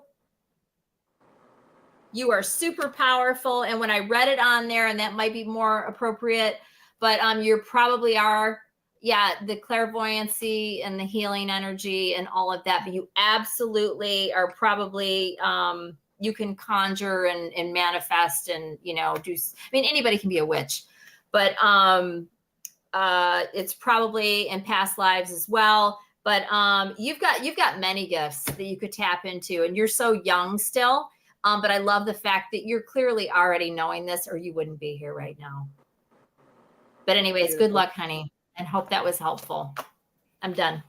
Yeah, that was beautiful, ladies. And I just want to add really quick. So when I was shuffling, because I was using the Wisdom of Avalon Oracle, and when I did the initial spread, I went to go pull an extra card, and I'm like, I was going to mention it, but then I thought, no, I'm supposed to mention these cards first. And then so I put it back in the deck, and I was shuffling, to, release the energy. And somebody told me to flip the card over that was at the top of the deck. And it was the same card that I thought, oh, this isn't part of High the reading. Priestess. It is. Because, Yeah, I got that feeling. Yep. So the High Priestess, prophecy. See, and I knew it before you even said science, it. Everything. Yep. Yeah. So no, she's she on made point. sure that was for you. So powerful. So powerful. Nice. Yeah. Woo. Wow. Amanda said we had mermaids in Shasta. Okay. And Michaela says, I've always loved mermaids. Yeah. Awesome. Oh, there you go. Yay. You could look her up if you want, Michaela. Mami Wata. She's an African goddess. That is beautiful. Move this over. So let me just take off. So the next one is Amanda Carroll. She said she would love a message. The guys are up my nose. I know, my cat. I'm not snorting, guys. They fly up my nose, right?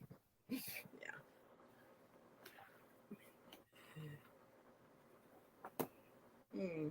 Baboosh. Shoes. 1, 2, 3. Amanda. Oh. Number 1, 2, 3. Oh, let me put you in large. Hold on. There we go. Thank you, dear. You're Number 1, 2, 3. You're on the right path. 1, 2, 3. Go forward. 1, 2, 3, 4, 5, 6, 7, 8, 9, 10, 11, and they all gather around at the Ladybugs picnic. Or my favorite that I do yoga and stretching to, the electric sesame. What is it? 1, 2, 3, 4, 5, 6, 7, 8, 9, 10, 11, 12. It's Amanda, right? Yes. Amanda Carroll. Baboosh, which reminds me of the Kate Bush song, Babushka. I love that. But it's babouche. I know bouche is mouth in French. And it's shoes, kinds of shoes. Babouche. It sounds like what? Hello, I am new to your place. I come from Babouche, France. I don't know. Maybe it's a place. I don't know. It's cards.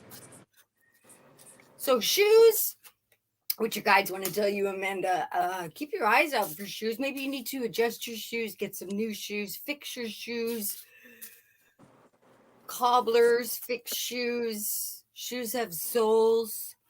Shoes have souls. It proves they're alive. Ha! But I digest because I had chips earlier. What do Amanda's guides want her to know? Electric Company. I know I love their stuff. Oh, Amanda, this is my version. This is my Tanji cards. This is my version of Stranger Things. I don't know if you know that show, but I'm obsessed and I love it. And I can relate to 11. She was alive. She was the same age I was around the time in the 80s. Having that invisible guide, that voice, what is it? That voice in your head that's guiding you. That's the good voice.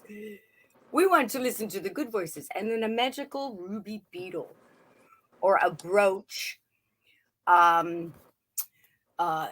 Certain insects. Ruby is garnet is January.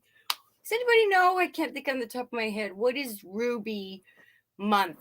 Or I know garnet is January. That's red. April is diamond. May is emerald. Ruby, I used to know. Siri. Please and thank you. And I'm having a hot flash. What is the question?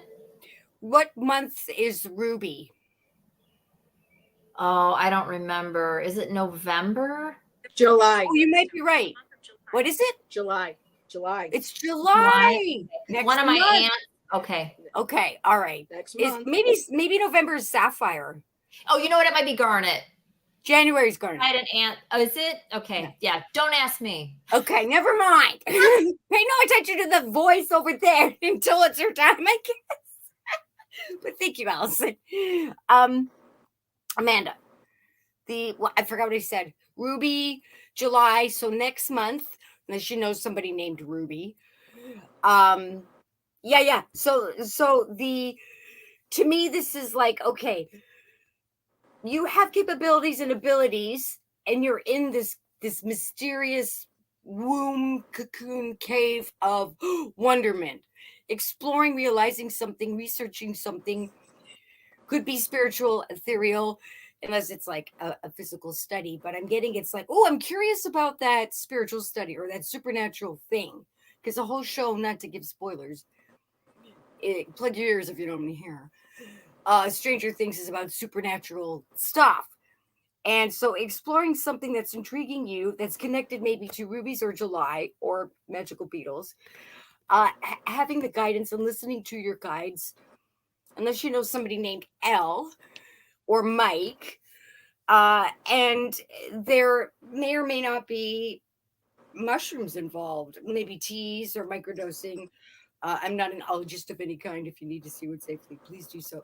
But this is being led by your the strong intuition part of yourself and your guides, and to explore your spiritual and or divine or supernatural or positive paranormal experiences, the things you're curious about and you want to go for. Your guides are encouraging you to go forth with this. And mushrooms may or may not be involved. They could also be like, I have mushrooms in my fairy garden, and I go out and I talk to my fae fam, and I'm always connected with my supernatural family. So your supernatural guides are guiding you and encouraging you to follow that. And I forgot what the word, or was it babouche? Babushas are Moroccan slippers, Rossi said. She looked it up for you. I love that. More maybe a trip. Comfort, put on some comfortable shoes, go in your garden. And whatever the details are. Wanted to name my daughter Maggie Ruby. Oh, I love that. Whatever the details are, but your guides are absolutely encouraging you to ask them, because like a friend, they don't know to help unless you ask, to come with you on an adventure, be it figurative or physical. They want you to, they're encouraging you to go and explore that supernatural side of you, Amanda. Close that gate. Hope that helped you. You like mushrooms? Thank you. She says she likes mushrooms. Hey. Now it's Allison's. Oh, no, sorry. Now it's Heather's turn. Take it away, Heather. Don't listen to me. Okay, I'm just going to. So Amanda, I have, and I've been getting this card a lot too lately. Like Allison's been getting a lot of that one goddess card. I've been getting a lot when I use this deck. Don't dim to fit in. And I'm getting a lot of cards here that say soul tribe and light workers and calling on your tribe. So it says the question for you right now surrounding this, and I think this is something that you might want to journal because it was a question. The card has a question that was at the beginning of the reading. And it says, well, let me read it. How are you dimming your light in order to fit in? So that's something that they really want you to sit down with, meditate, have maybe some mushroom tea, and contemplate and just really connect with what you are doing to dim your light. Because right now you may, and what I'm getting next to it is that you may not feel like there are enough people around you that are like-minded like you, but they say you do have a soul family. And again, this is another card because I have another one later on that says soul tribe on here as well. But this is soul family. Call in your tribe. You don't have to do it alone. So those are people who may not necessarily be around you physically within your inner circle, but you have family here on YouTube, and you have spirit guides, you have your animals, and I'm getting water and whales and dolphins too. So I'm not sure if you connect or resonate with any of the aquatic, like a whale or a dolphin. But what's interesting too, that just made me want to point out, at the very end of your reading, I did get the Akasha card, and it says your guidance is divinely guided. And the whales are known to many indigenous cultures as the wisdom keepers. They have been here so long in the depths of Mother Earth and in her watery womb, that their songs, everything have, they hold the memories, like the Akasha record does. They hold the memories, and the stories and the songs um, and the magic of Mother Earth in their songs. So that might be an animal, if you're not already connected to, as a guide to maybe study and look forward to. And I see the look forward to. Well, you may look forward to seeing them maybe coming in a dream or in a guided meditation. Dolphins are also in there, and they too have they're very third eye. They communicate a lot with humans. They're a little more trusting sometimes than they really should be with some humans, but there are some where they resonate on that spiritual frequency, that level. And so in the middle, I have for you is transformation. Um, Things are changing at a cellular level. You have a lot of deep healing going on. And that's beautiful too, because there's, the cat. For me, this feels very like Bastet, very cat energy. She was the goddess, Egyptian goddess of cats, and the very playful cats, the more gentle. I mean, she was fierce, but she wasn't as warrior like Sekhmet or Selkat, from the goddess cat goddesses. Um, so with all this coming together, your other card also is the Great Gathering. So right now it's all coming together. Soul Tribe. You're listening to your intuition. You're connecting with people. You're calling on your guides, and they hear you, and they're bringing your soul tribe to you, not just in spirit form or animal form, um, but also people wise, whether it's through YouTube or people that will be eventually coming into your circle. They're gathering.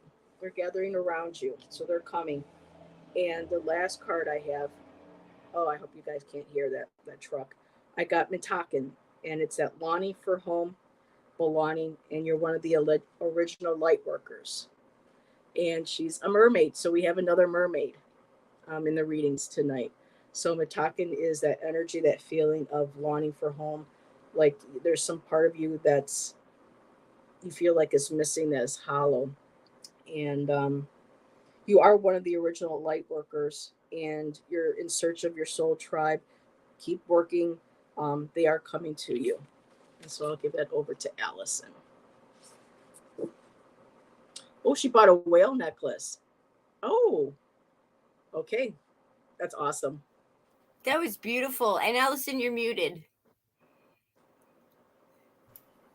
Thank you.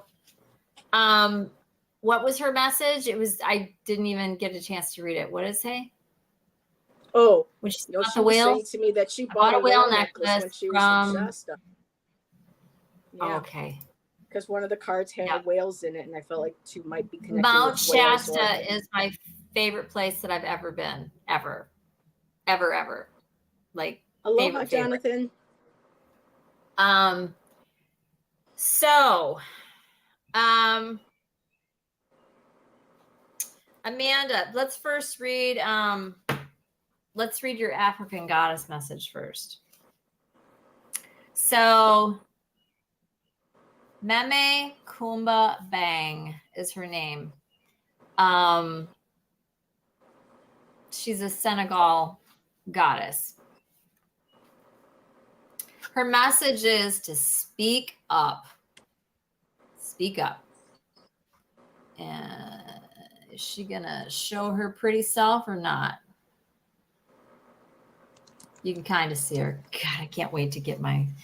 Anyways, okay. So first, I'm going to read really quickly who she is. Mame protects the mouth of the Senegal River. When making an offering to her, you must not speak to anyone, coming or going. Sing for her, chant for her, call to her. Give goddess Kumba your voice and she'll be happy. So her guidance message is speak up, speak out, speak on it. You have a right to be heard. The embodiment message. You are betraying yourself by not speaking up. Your words have power. Own your voice. As the old saying goes, stand up for something or fall for anything. Being neutral is not an option. When you stand firmly in your truth, you have thoughts, opinions, beliefs, and convictions. What do you stand for? Tell somebody today. And only take that as it applies, dear. I'm sure something in there makes sense, right? And I know a lot of these messages are kind of like, whoa, but if you really listen, you know. And the goddess declaration, which is the mantra, thank you, Amanda. The goddess mantra is, I reclaim my voice, I speak out, and I speak up. So there's that. And as always, it's so awesome. Almost every single time what I pull goes with the goddess. And I say it that way because the goddess is leading these readings now. I really believe that. And the cards just kind of follow along from it. So there's something here. This could be from childhood, recent. It could be whatever. And maybe you know, maybe you don't know. Maybe you'll have to think about it. Maybe you'll immediately go, it makes sense, whatever. But there's something here that you need to let go of. I have death and release, both, and acceptance. So accepting and releasing the ending or the death of something, someone, a place, an action, an experience, whatever. You would know. I'm not getting anything. Sometimes I do. I don't, but this is the message. See what you want it to look like. If you were to let go of, when you let go of all of this stuff, visualize it, see it. How is your life going to look different? How's it going to improve? How's it going to be better once you've achieved this? Heard. Speak up. So this is connected somehow. This being small or whatever it is, maybe it's family, I don't know. But and forgive me if I'm speaking out or I'm wrong about the being small. And we've all done this to some degree, certain, parents, family, whatever, and just kind of, to avoid the, whatever. Or maybe it's something completely different. This is your message. So interpret it as you will. And then I also got, I pulled the squirrel because I always like to pull something from Stephen Farmer's deck. And I think you are going to do this. I got squirrel. Get ready for big changes. So that doesn't mean it's going to happen immediately, but or maybe it's completely separate. Sometimes this animal deck will just kind of go rogue and be over here, and it'll give you a message, it'll apply, but it's not necessarily teams up the way these African goddess decks do with my flower oracle deck and my moon deck. It's amazing how these decks all just kind of talk to each other, and then the animal's like, no, we're going to do this. Okay. So, but that's what I have. And really quick, I did pull from the moon one, and I was a little distracted. I wasn't even going to read it, but I'll go ahead and read it. The overall energy was positivity. So I do think you're in a good mindset about doing this whole thing. And I do think that, okay, cool. So you are in a good mind space about it. And it's just to remind you that you are an infinite being, infinity, right? You go on for forever. You know, you are very wise. You have a lot. We're just in this lifetime, right? We kind of have amnesia while we're here. You can evolve. You can do this. You are beautiful, right? You are a goddess with all these moon phases here, right? And just be very positive. You have this beautiful witch here with her wolf. And, but this is about positivity. You can let this go and do whatever the heck this is. And, yeah. Oh, yay. All right. Anyhow, that's everything. Thank you, Amanda. Good luck to you, honey. Awesome. Excellent, Allyson. Yeah. Yay. Like, what is his name? Not Smithers. Excellent Smithers. Mr. Burns from The Simpsons? Yeah. Is that Burns? Oh, yes. Yeah. Yes. Excellent, Allyson. Excellent. So, your ladies doing okay? We have two starred ones left. There were a couple people who wanted a card pull, but they already know that we may not have time. So we have two starred previously, and the next one is Ellen R. Yeah, and I do want to pull, even if it's just a page for Rossi, because she was last and wasn't sure if we would have. When Okay. She's in this. Yeah, we have she's in the Sharon. list. I'm not. I know Rossi's still with us. I don't know if Sharon's still here. Okay. But yeah, I don't mind playing a couple cards for them. But next, I just is want. She wanted Rosanna. Word man. Rossi is Rosanna. Rosanna. Yeah. Rosanna. Okay, Ellen. I love that song. Okay. What does Ellen's guides want Ellen to know right now? Ooh, what's this?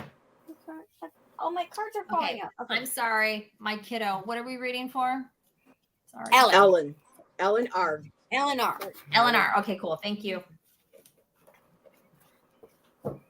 Oh, that's an answer, and it was an answer page, but it didn't make sense. That one. Overall, right under newbie, beauty pageants, number 17, Ellen. Overall, could be overalls, dungarees, and under newbie, under beauty pageant, number 17. It also reminds me of November 17, if that makes any sense. Sometimes guys want to talk about themselves, and other times they want to give you a clarification on a date. So write 17 or November 17 down. Newbie and overall. Ooh.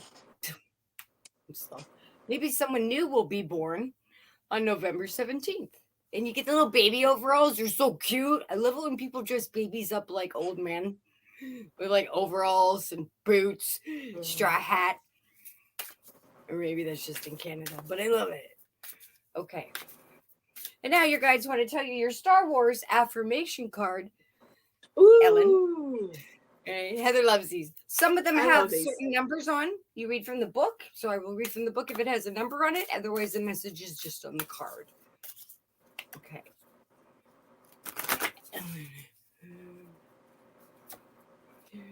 Inspiration. And it says, that's Rose and Finn. That's how we're going to win. Not fighting what we hate, saving what we love. Everyone faces struggles in life. Approaching them with a positive outlook can be a key to success. Number 13.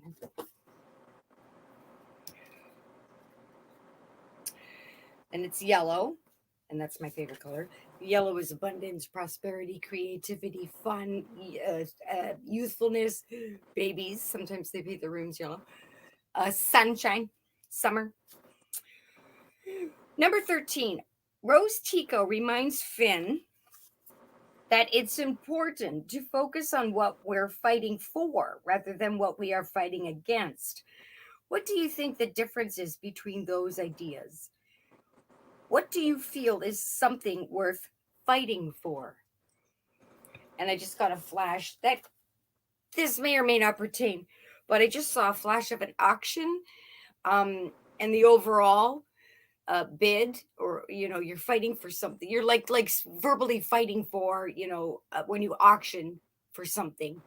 I just saw an auction with two people bidding against each other.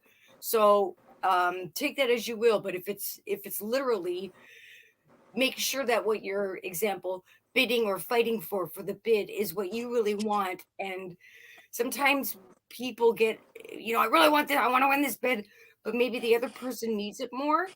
Do you need it, or is somebody bidding on it just to win, for example, which may or may not to pertain to you or someone you know? Maybe you go to an auction with someone and you're like, hey, Larry, do you really need that old tractor with no tires?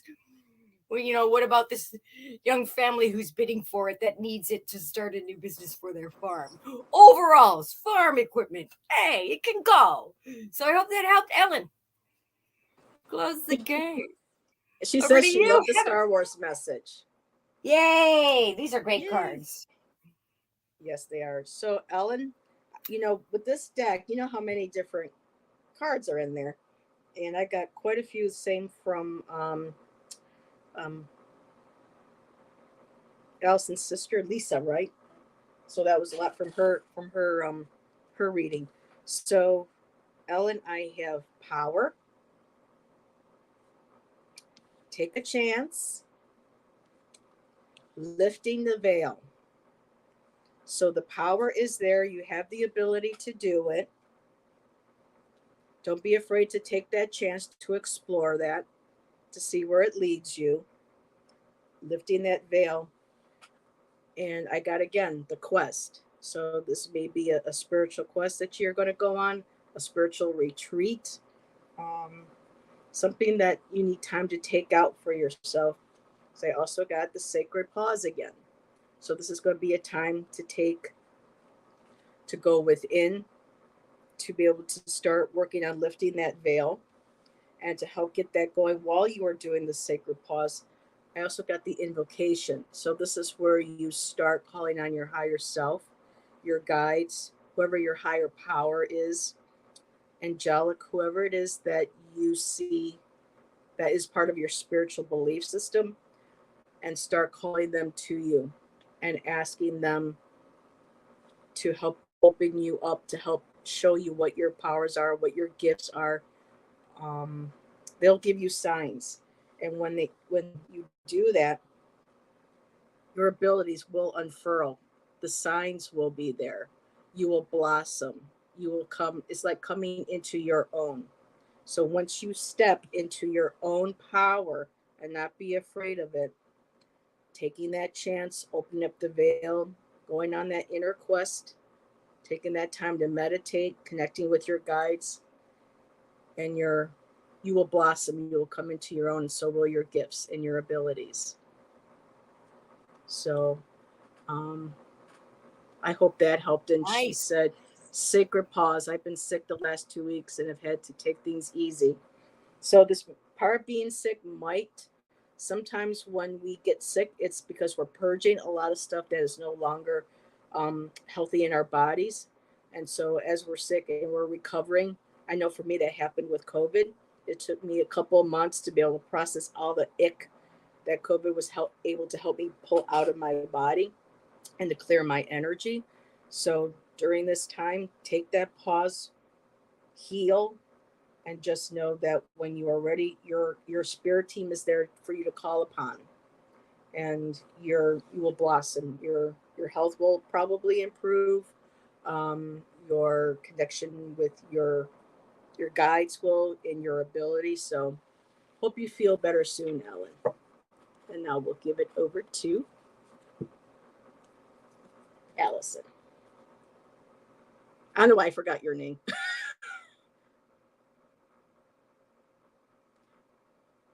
Allyson, you're muted. Muted.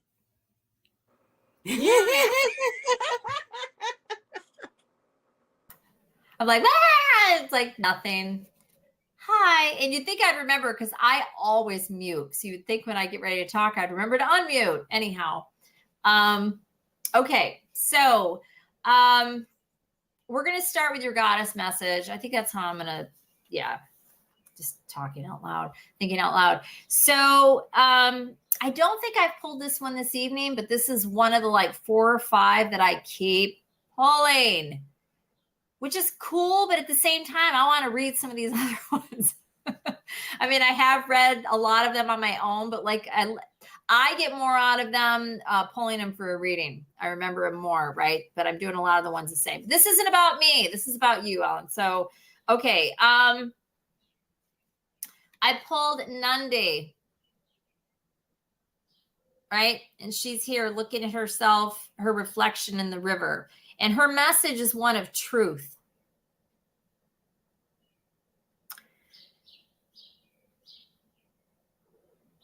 Nandi, the bold, outspoken wife of, I believe it's Benin, Iwa, a deity.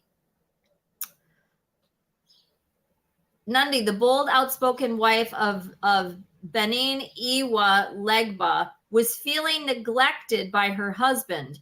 Even with several wives, his head easily turned. So Nandi lived her truth, took her own lover, and became her own best friend.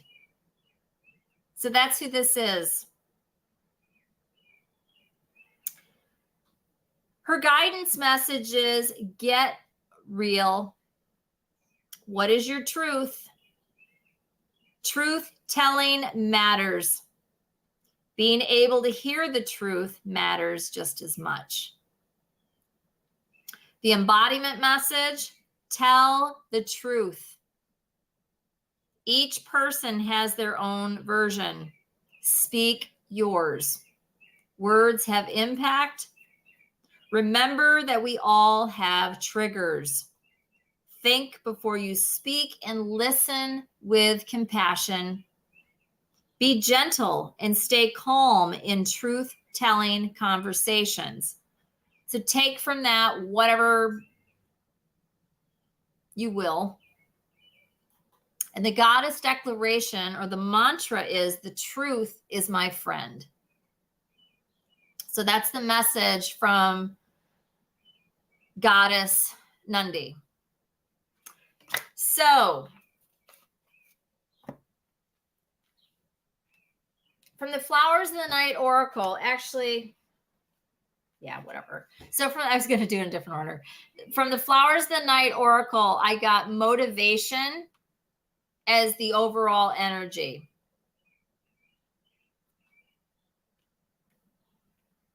Protection, transformation, and wisdom.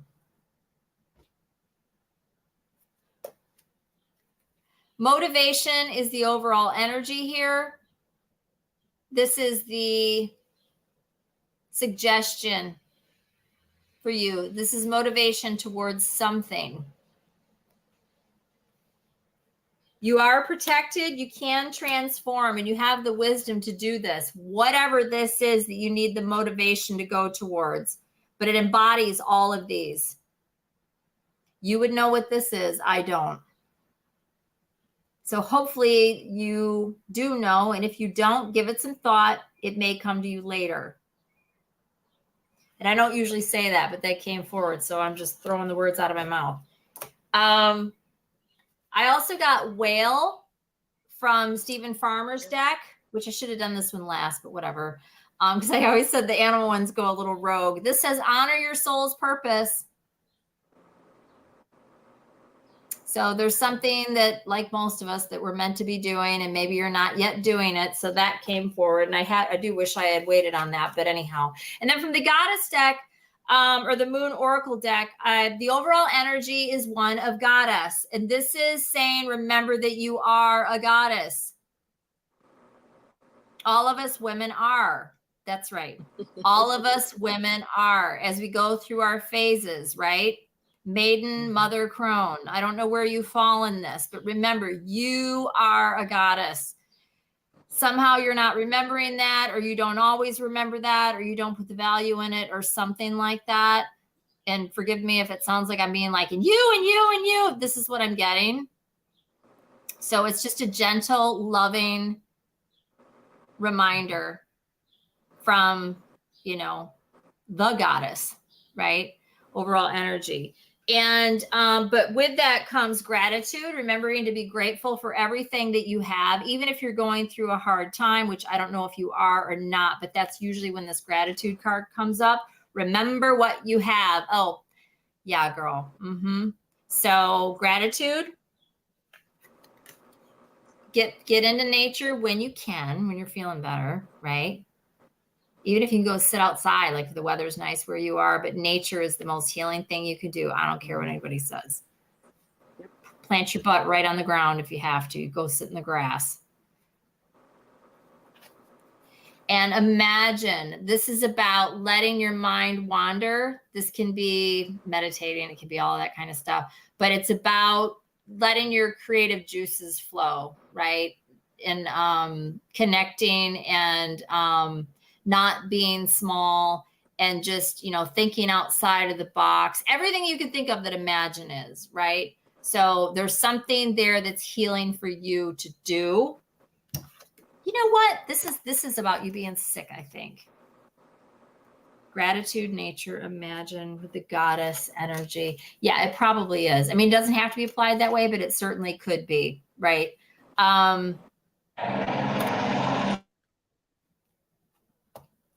Yep, that's everything that I have. Hopefully, you got something from this, and I hope you get better soon. Feel better. Yeah. Fabulous. Yeah, because during my reading, I mentioned that, I had, gone through COVID when I wasn't well, and it took a while to heal, take that pause to relax. Yeah. And she says, yep. And then when she put up, she had COVID. So, yeah, feel better soon, sweetheart. I know what it's like to have it. And so we have next Samantha. And I'm going to put Samantha. I pulled a card, and I'll show you in a minute. Samantha, you're welcome, Ellen. Leomancy, but Rusty said wordmancy, and I like that. Your jumbo word search mancy. Samantha is statics. Ooh, physics is the category. Category is physics.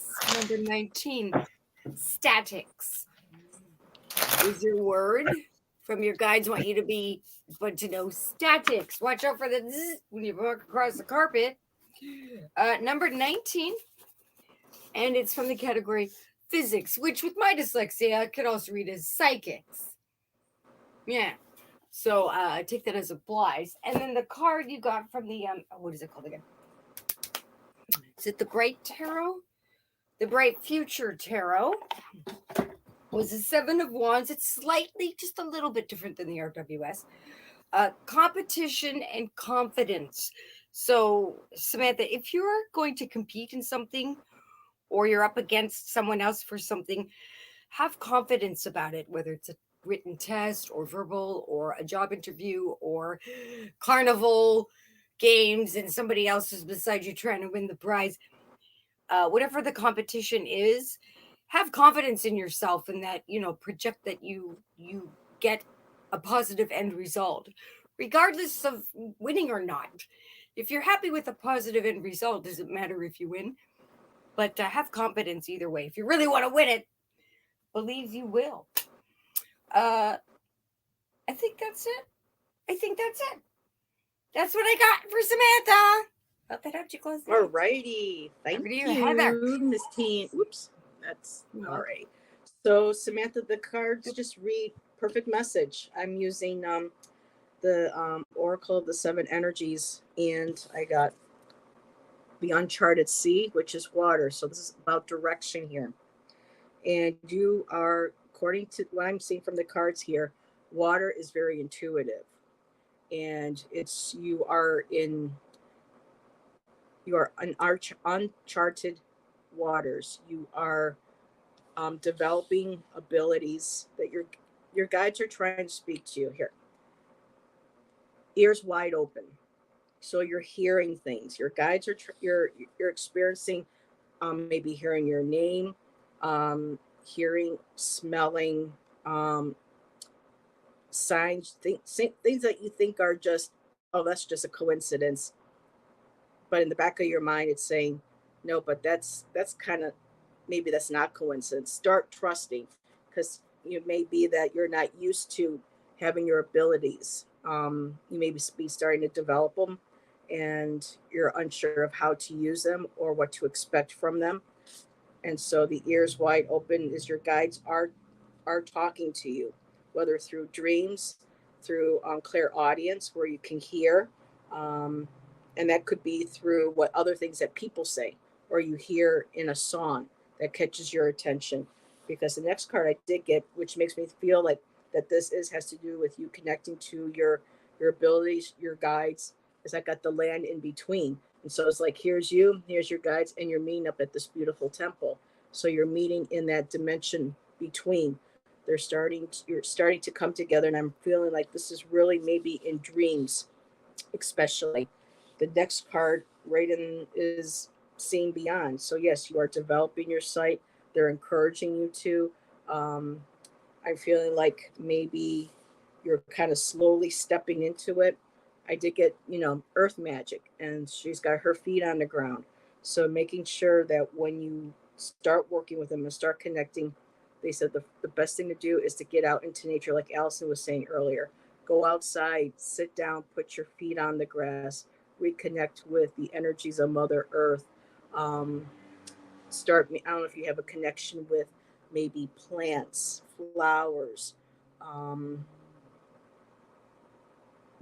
anything that's of the earth, element of earth, crystals, stones, even the water, uncharted waters, everything that encompasses our abilities, but to get grounded, that you are connected to the earth, that you do have a love. I'm seeing a love for greenery. This may even be part of the Fae realm, especially with the fox, the animals coming through. And the last card that I have in the row here with Earth Magic is, once you start connecting and listening to your guides and working with your guides and connecting to the earth, and you start developing your abilities and getting contact with your power, your personal power, the possibilities are endless. And there she is, third eye opening, and there's the stars, and she's connecting. Also, with a lot of the stars, why the deck, I was guided to use this deck for you. There's a lot of stars in here. So I'm wondering if you may have any connection with extraterrestrial beings, connecting with spirit guides that may be from other planets, other realms, other dimensions outside of and from within the earth. I've learned from Tanji recently that there are alien beings, species, our brothers, ETs, however you want to, refer to them. They do also live within the earth, within under our waters. So you have that really deep connection, and they're again in the water. So they may be part of the watery realm as well. But coming together, connecting, and when you do, and you get grounded with the earth and you start to attune and meditate, I see that, okay, plants, the possibilities are endless. You will open up and you will start connecting. So, all righty. Give that over to Miss Allyson, and I'll be right back. I'm just eating chips and I'm loud. That's why I'm muting and hiding camera. Bye. Well, I'm going to hide because I have to run to the girls' room. So take it away. Okay, Allyson, you're muted. You're muted, Allyson. We can hear you. Okay. Okay. So what was her name again? Oh, nobody's here. It's Samantha. Samantha, that's right. Thank you. So Samantha, let's read your goddess, your African goddess oracle first. And I have drawn this one before, but not as much as the other one. So, all right. So this is either her name is Sarah Lakali or it's Sarah, which I highly doubt. So Sarah Lakali, and her message is of divine lineage.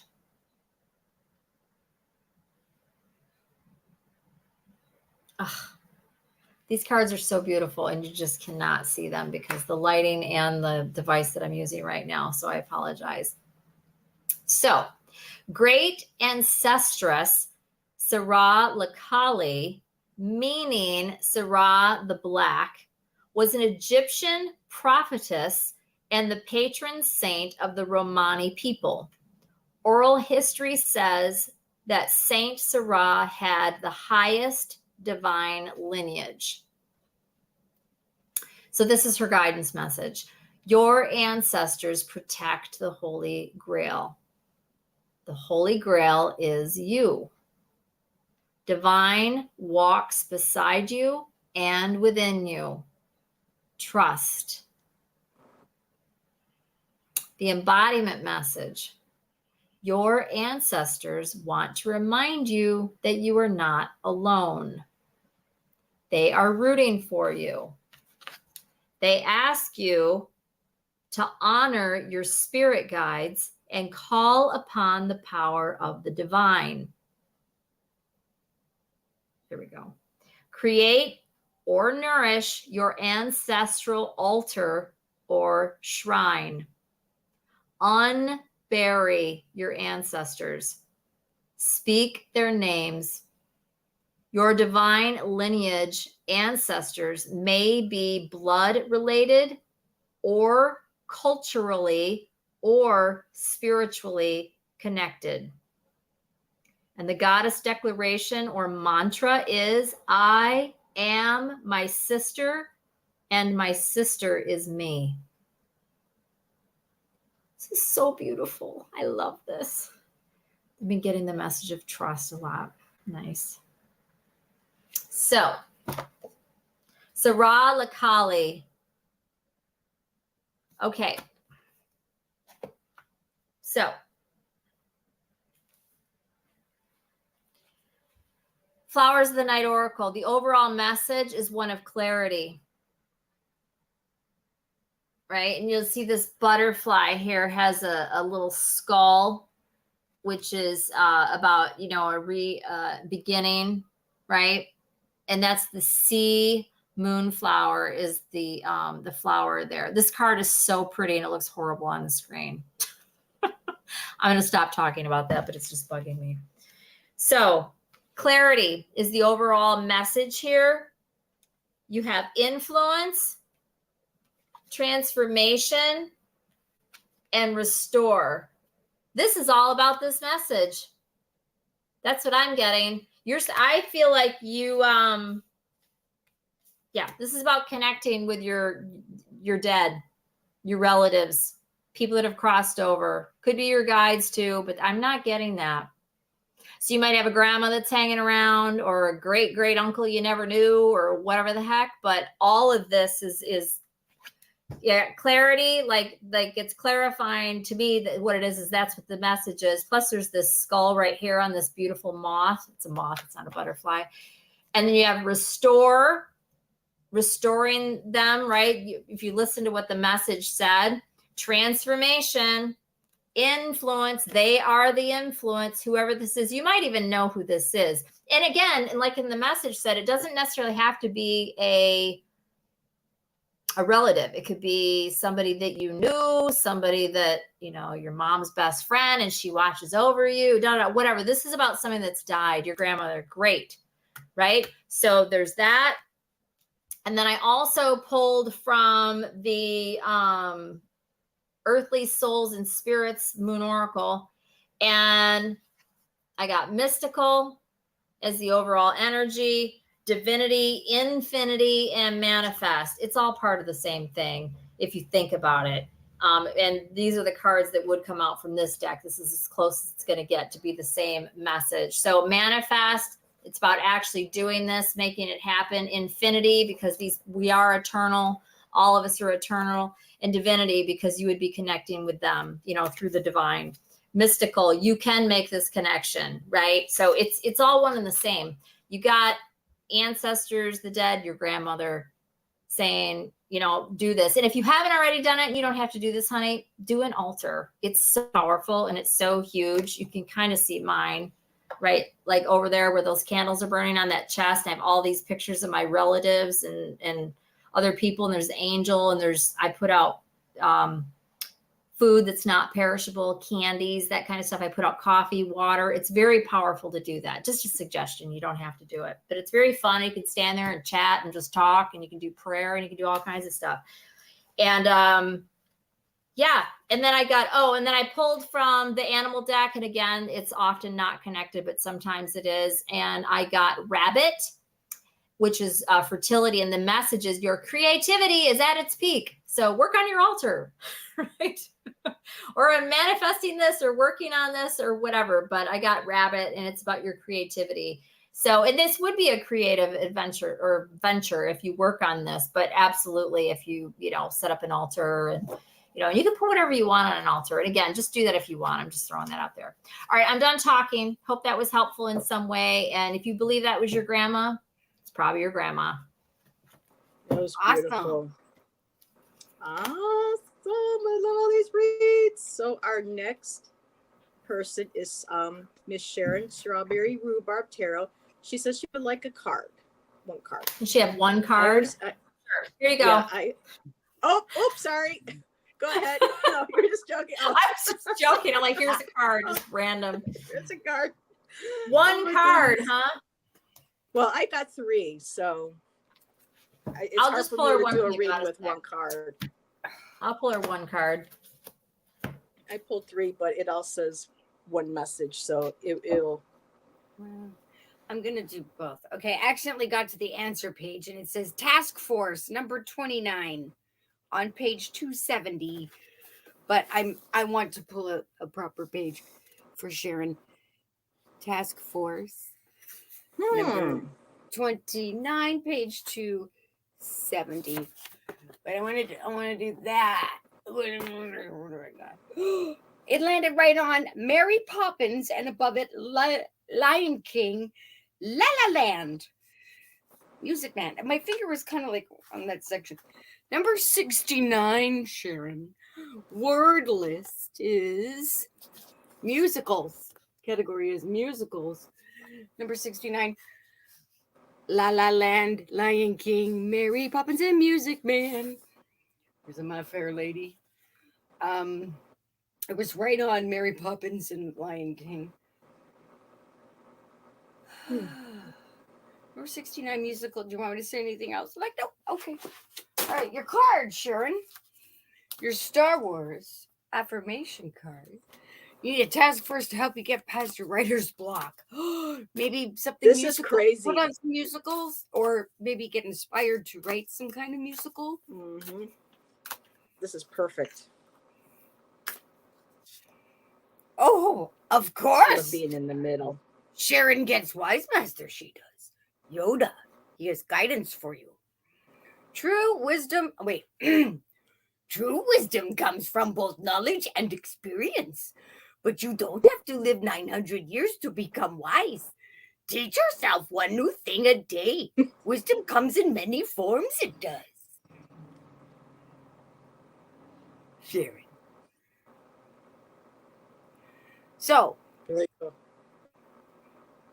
Yoda says, true wisdom comes from both knowledge and experience. So if you have writer's block, write from, write what you know, but also write what you've experienced, but what you know. Maybe the musicals put on a musical, put on Mary Poppins or The Lion King or The Music Man or La La Land in the background, because music has a way of triggering things, right? Yoda is great. I love Yoda. And wisdom comes in many forms, and teach yourself one new thing a day, right? Ooh, that's a good exercise. So if you teach yourself something that you've never done, for example, I don't know if you have trills or a chorus, a Broadway musical. I'm having deja vu. Take something from a chorus line or something like one singular sensation, every little thing she gets, or something like that. And you teach yourself that by the time you're done and you get the song right, you might have been opened up that writer's block. Your book is about your experiences and the lessons they taught you. Yay! Well, music should help to unlock, just like a tea. You take time to sit and have a tea or an herbal tea, and you just enjoy that tea, and all of a sudden you get ideas. Musicals do that too. Whether they irritate you or not, they actually have that code. I have a friend who loves musicals. Because the word muse is in musicals, right? Ooh. And muses inspires. So check out your musicals. Sharon, hope they don't too close the gate. Okay, Tanji, this is awesome. Yay. So when everybody was still doing, when Allyson was still doing, I started shuffling for Sharon, and I kid you not. So I'm shuffling, and before I even pulled the card out, I heard she needs to work on her book. And then the first card that came out was what? The Word Lord. Communication. There's the book. He's writing his book. So Sharon, communication. Get the book writing. And to do that, I got the Sky Dancers. Joyful activity, like listening to music. And you said it was about your life, celebration of life, abundance. So connect with things that bring you joy, like you were saying, maybe listening to musicals, drinking, a tea to help you relax. But really, also with the Sun Dancers, it's reaching up to your guides and saying, listen, your muse, that could be your muse as well, your higher self, and say, listen, I need help in writing this book. Because that card said abundance, because the book will be successful. It's abundance. It will bring you abundance. And then the next card I had is Gaia's Garden, fruition, abundance, and reaping what you sow. So once you can start just like relaxing, not getting anxious about it, like Tanji said, put some favorite music on, grab a cup of tea. It looks like even he has maybe some tea here in his in the picture next to him. Just relax, connect with your higher self, your guides, and just let it flow. And it says, reap what you sow, it will come. So there you go. Love that. You're muted, Allyson. You're muted again. It's no surprise that she's doing it. Doesn't, just to get us to just to have fun with it. Oh, I love Tanji.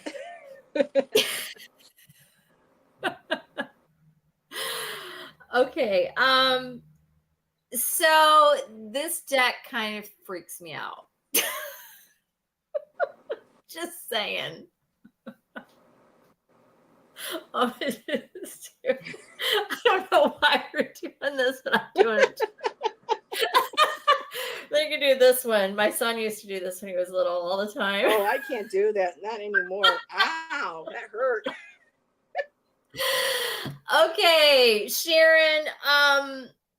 Okay, so I don't know if you've been watching, but a lot of the same cards from this deck come out, and I shuffle. They don't stick, nothing. Yeah, she and I get a lot of the same cards.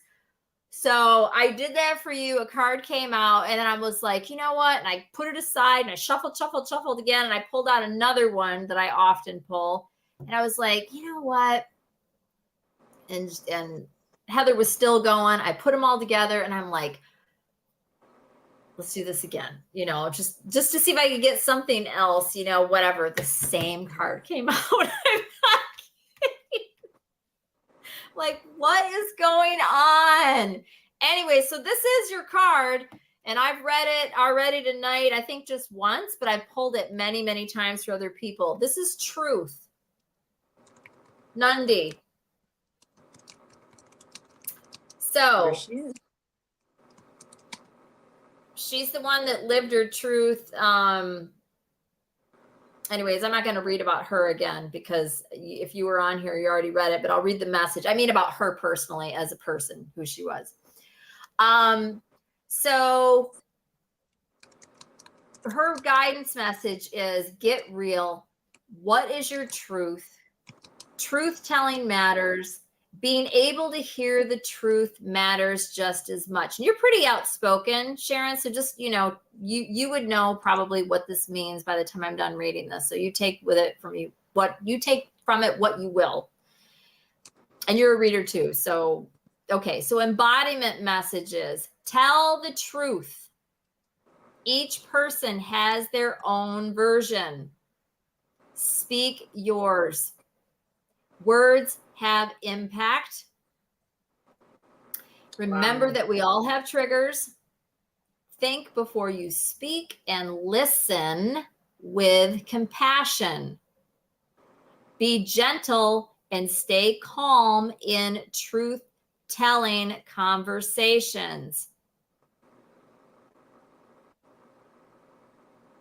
For some of you, Sharon maybe, or somebody else, this can be reflective in therapy. That just came to me. Be gentle and stay calm in truth-telling conversations. So, and Sharon, I don't know if that's for you or somebody else, but that just totally came right in my ear. And then the goddess declaration or the mantra is, the truth is my friend. And then think before you speak and listen with compassion. I just was prompted to read that part again. So anyhow, that's your message. I just pulled one card for you. It's a powerful one. Probably don't need more than that. But Nandi.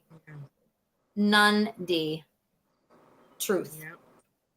Nice. Yep. She says a lot of her book revolves around her following her truth. Following my truth. And I do believe that what you said about not necessarily counseling, but talking to somebody, working things through. I know that's going to resonate with Sharon. That's why I was just kind of like, oh, wow. Well, I guess that's why I said it then, because I don't really. Yeah. I mean, she is on the Sisters now, but Sharon and I don't know each other, so okay. No, Sharon's fun to read with. She really is. She's another. I'm just saying we've never had a conversation, or I don't know anything about her.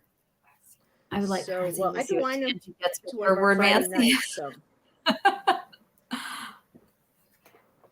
So Rossi's den. Rossi. Yeah, her name is Rosanna. Oh, and she's Roseanne, right? Rosanna. Yep. Rosanna. Really? Well, number 16 under auto racing is lap and milk. I don't know. How is milk? Well, that's interesting. Jerry was a race car driver. Then Best Impressions Ever award goes to Tanji. Auto racing number 16, right between lap and milk. While cats and animals lap and milk. Wait a minute. You got a cat that will lap up milk. Maybe when it's auto racing, doing zoomies around the house. Maybe because it's auto racing. You gotta watch out that the cat don't spill the milk when he goes zoomies around the house when he's auto racing. Yeah, just like you, little one. Mm-hmm. Talking to that one right there. I'm looking at my cat. He's laying right there. He does the She's zoomies. got a cat too. Rossi's got a cat that might get the zoomies and start not running around and hit the milk. Who knows? Or something gets the cat going when it drinks milk. Who knows? By the way, Tanji, you chose 69 my age. Well, that's not what I thought you were going to say, Sharon, but thank you for the compliment. And want the card. Nope, they don't want that one. They want the Star Wars for Rosanna said she'll tell her cat Holly that you sang for her. Yeah. And you too, because you do that. Holly Berry, that's right. Your cat, Holly Berry. Auto racing and lap and milk. I mean, lap I get, but milk? Oh, maybe because like the sponsors, milk, auto racing. Yeah, but watch out for the zoomies and nobody's spit. What is it? Don't slip on the spilt milk instead of crying. Rosie, this one. Your Star Wars messages. It's inspiration. Yellow is inspiration. Number 18, so there'll be a page to read. Your eyes can deceive you. Don't trust them. There are many ways to interpret a situation. Look at it from all angles before you draw a conclusion. And that's Luke when he blindfolds with the helmet to train to, what is it? To train, use the Force. Because he was using the probe that was the orb, yeah. Wow, Isadora, is that true? That's right. I totally forgot about that. Because Gatorade is, they dump it on the coach for football. And milk, the winner drinks the milk. Love it. Okay. What was it? Number 18 for Rossi. That's Luke. Your eyes can deceive you, don't trust them. Some of the tests we face require us to look deeper than what we see in front of us. Mm-hmm. As Obi-Wan Kenobi teaches Luke Skywalker, when we can't trust our senses to guide us through a trial, we need to trust our instincts instead. Have you ever been in a situation where what you see contradicts what you feel? Which do you trust more, your eyes or your intuition? Right? Trust that intuition, Rossi, that first, second gut, that right away, that feeling. Because then common sense tries to talk you out of it, and then your brain switches on and goes, no, it's not dangerous. It's fine. And so listen to that first gut reaction, whatever it is. Trust yourself. Yeah. And your guides and teams and ask them to help. Because like a friend, they don't know how to help unless you ask. I hope that helped you, Rossi. But close the gate. Oh, this is perfect. All righty. So Rossi and Tanji, look at this. I got the Desert Prince. Now everybody knows that Luke Skywalker had the blonde hair, the boyish good looks, and his lightsaber. I got the Desert Prince. Blondish hair, boyish good looks. Stop. Not necessarily a lightsaber, but he's still wearing a. That looks like the romance novel version of Luke Skywalker. Okay. Yeah, and so what Tanji was saying about listen to your intuition and what people exactly, because the Desert Prince, his two messages is of survival and false promises. So beware of false promises. If something doesn't feel right, something in your gut saying, I don't know if I should trust them, I don't know if what they're telling me is true. If it's really strong, listen to your gut. False promises. I also got the map maker of destiny, which is authentic purpose, making sure that what they are saying, whatever they're promising you or whatever they're telling you, make sure that it's authentic. It's feeling like it may not be, that there's some sort of, or if this is something that's happening now or something that might be coming up, because you do have free will. We all have free will.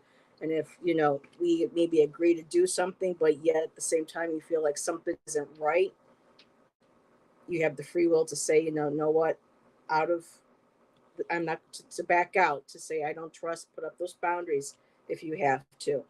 And it's kind of too with him and with this question, the card, he looks a little sly, and then the last card, again, the chess queen, all about trust and strategizing. So the cards are all about knowing who to trust, listening to that, your intuition, and listening to and feeling, sometimes not just listening to what somebody's saying, but feeling what somebody is saying. And I'll leave it at that. That was a very clear message. Over to Allyson. That was nice. Unmute, unmute, unmute, Allyson, unmute. I'll just be the jingle song, and then Love love it. We, tell her to unmute. She wants to. Oh she wants God, to hear it's so Tanji funny. I just sing. have to laugh. Thank you, Rosanna. Correct, Rosanna. Okay. Yeah, Roxy. So Rosanna, you got a different card. Whoop, whoop. Woo-hoo. So I have pulled this one before, but it's not one that I've pulled 20 times. So, all right. Jumbi. It might be Jumbi, but I don't think so. I looked all these up and at least pronounced them correctly at least once. You can do that on Google, but it's I believe it's Jumbi, and it's masks. Jumbies are the scary, shadowy, otherworldly spirits and monsters of the Caribbean. Put on your seatbelt. No, I don't know. I don't know this one, but it sounds a little, so, but okay. Well, you said so put on your seatbelt. She got the indie. I'm sorry, I didn't mean to interrupt, but you said put on the seatbelt, and Tanji had gotten the auto racing, the indie racing or something. So that's very interesting how you just connected with Tanji. Yep, no, that's true. No, you're fine. So, so there's only a couple in this entire deck, Rosanna, that, or I'm sorry, is it Rosanna? Yeah, Rosanna. That the message is a shadow message, and there's not, a lot of cards, they'll have like the regular message or the shadow. This is one or the other. Most of them are just regular messages. There's a couple that are shadow, and this is one of them. And this is what it says. Where is the lie? Question mark. Where is the lie? Get quiet to get clear. Put your hand on your heart. Now, are you confused or are you afraid? Your outer world is a reflection of your inner world. The embodiment message. Show your true face. Wearing a mask blocks your vulnerability and blessings. If you are wearing a mask, dare to reveal yourself. You are lying to others and to yourself. Wearing a mask is exhausting. Be you. If someone else is wearing a mask with you, you deserve clarity. Meaning, if someone else is wearing a mask with you, you deserve clarity. Your relationship and connection is built on lies.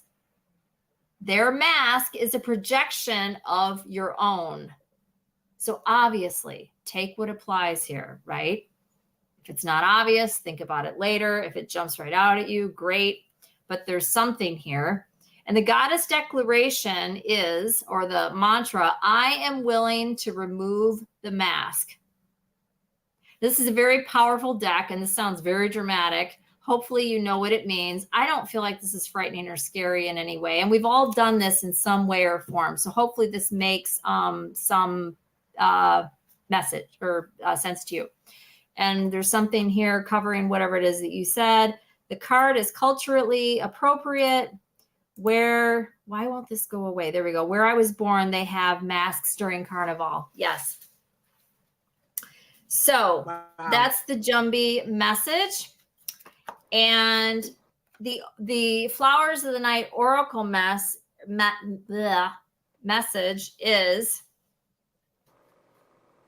this all sounds so dramatic. Death is the overall energy. So an ending to something, right? Or some sort of a transition or whatever. So death is the overall energy that's here of your message. And then the cards that go with it are transformation, intention, and sensitivity.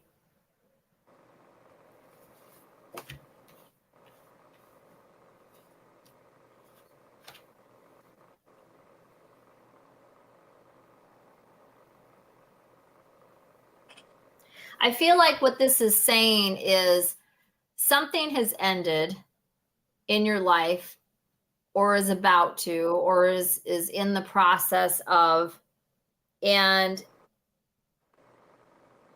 I feel like it's saying that you need to be sensitive to it. Like maybe you're not being sensitive to it. It's possible you are being sensitive to it and it's just recognizing that, but that's what I'm getting from this sensitivity. And you need to set the intention to work on being able to transform through this. So, but there is an ending, or there was an ending of something, which obviously is a transformation, right? That's kind of a given. But intention and sensitivity. So, and this could be about having sensitivity for yourself, for whatever this is, right? And again, wearing a mask can be about not showing how you really feel about something. And this doesn't have to be the death of a person. I mean, it could be. But as we all know with card reading, rarely does it actually mean that. It's usually the ending of something or a situation or whatever it is. You're going to need to set the intention to work on this, whatever this is. Yeah, it could even be, well, actually, I need to stop looking at what's popping up on the screen. Yeah, so just apply this how it makes sense, but there is some sort of mask that this is saying that's being worn, meaning, you know, putting something to the outside world, or maybe a group of people in your environment, or whatever it is, or not showing who you truly are. You know, like, for example, let's say you're a psychic and you don't tell anybody, you know, or whatever it is, right? Covering up something. But yeah, there's an ending to something that's been going on that you've been wearing a mask with. I am absolutely putting these together. Wow. Yeah, you need to, there needs to be an intention set to be sensitive around whatever that was or whatever. And there is a transformation that is even happening or is needed or whatever. So I hope that makes sense to you in some sort of way. A lot of this is kind of redundant and meaning the same thing. So just apply it to whatever. Yeah, the changes are working to acquire spiritual gifts. Okay, so do you have people around you maybe that you can't show your interest in this, or maybe your family is not down for this kind of stuff, so you don't, you know, you kind of watch these videos in secret kind of thing, you know, whatever it is, right? But the overall energy is that there's an ending. If it is your spiritual whatever, you know, there's an ending to being whatever it is that the mask is. So, and if you don't know what the mask is, just think about it later. It'll come to you there, whatever this is. And again, this can sound kind of dramatic. It's not necessarily a big old huge ugly thing. So, and again, a lot of people do this. A lot of people do this with different situations. So, like the example you've been watching from the beginning, like my sister, who's a medium, and she doesn't talk about it or deal with it at all around her husband because it's just easier not to, right? That's wearing a mask, right? You're a medium and you're just acting like you're, you know, just a regular person. So, yeah. Says I definitely will. Yeah. So that's it. Hope it's helpful. And if it's not now, just think about it later and see what comes to you. And Lisa says vulnerability has come up 2 times tonight. I'm claiming that for me too. So yeah, a lot of messages that we can all relate to. And so I know what happens when you hold in gas. Say, you know, a fart, you hold it in too long. It makes you sick. So makes your tummy hurt. Right. So if you hold in, your psychic gifts and abilities that want to come out, they're going to come out otherwise. They're going to come out anyhow. And then it's going to be embarrassing. You may not like the way it comes out. Yeah. Right. If you just went in the corner and farted, you'd be fine. Yeah. That was Sorry, great, guys. ladies. Really quick. This is my child. Okay. Like I said in the beginning, you know, backstage, I said, don't worry, ladies, I won't keep you here another 3 hours like I did, did with Allyson on Friday night. We're almost at 3 hours, but this has flown by. I literally just looked up and saw the time and I was like, wow, is that what I'm looking at? I was like, oh, I guess it is. But I'm not, it's not as late as it was. And I also got more sleep last night. I don't know how Tanji's doing, but. Well, she's ready to, What? So I want to thank everybody for joining us tonight. It was so much fun. It was a pleasure to read. I love how we were all just connecting, on the same level with our cards and the messages. And I appreciate everybody being here and chat for their reads and being able to, give us information as we went along.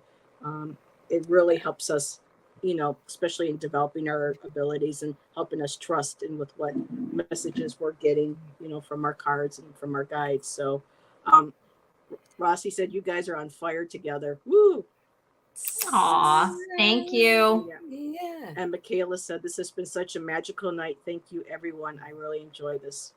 Well, thank you. We appreciate each and every one of you, and we'll see you on our next live. You're welcome. Oh, So Michaela, Tanji will isn't that take the us young lady with all the gifts? Yes. Wasn't that Michaela? Mhm. Yeah. Good luck to you, Yep. sweetie. Yep. Mhm. She You're pops in every now welcome. and then. So we'll see you another live, sweetheart. Night, everybody. Bye, everybody. Boop. Bye, y'all. Yeah.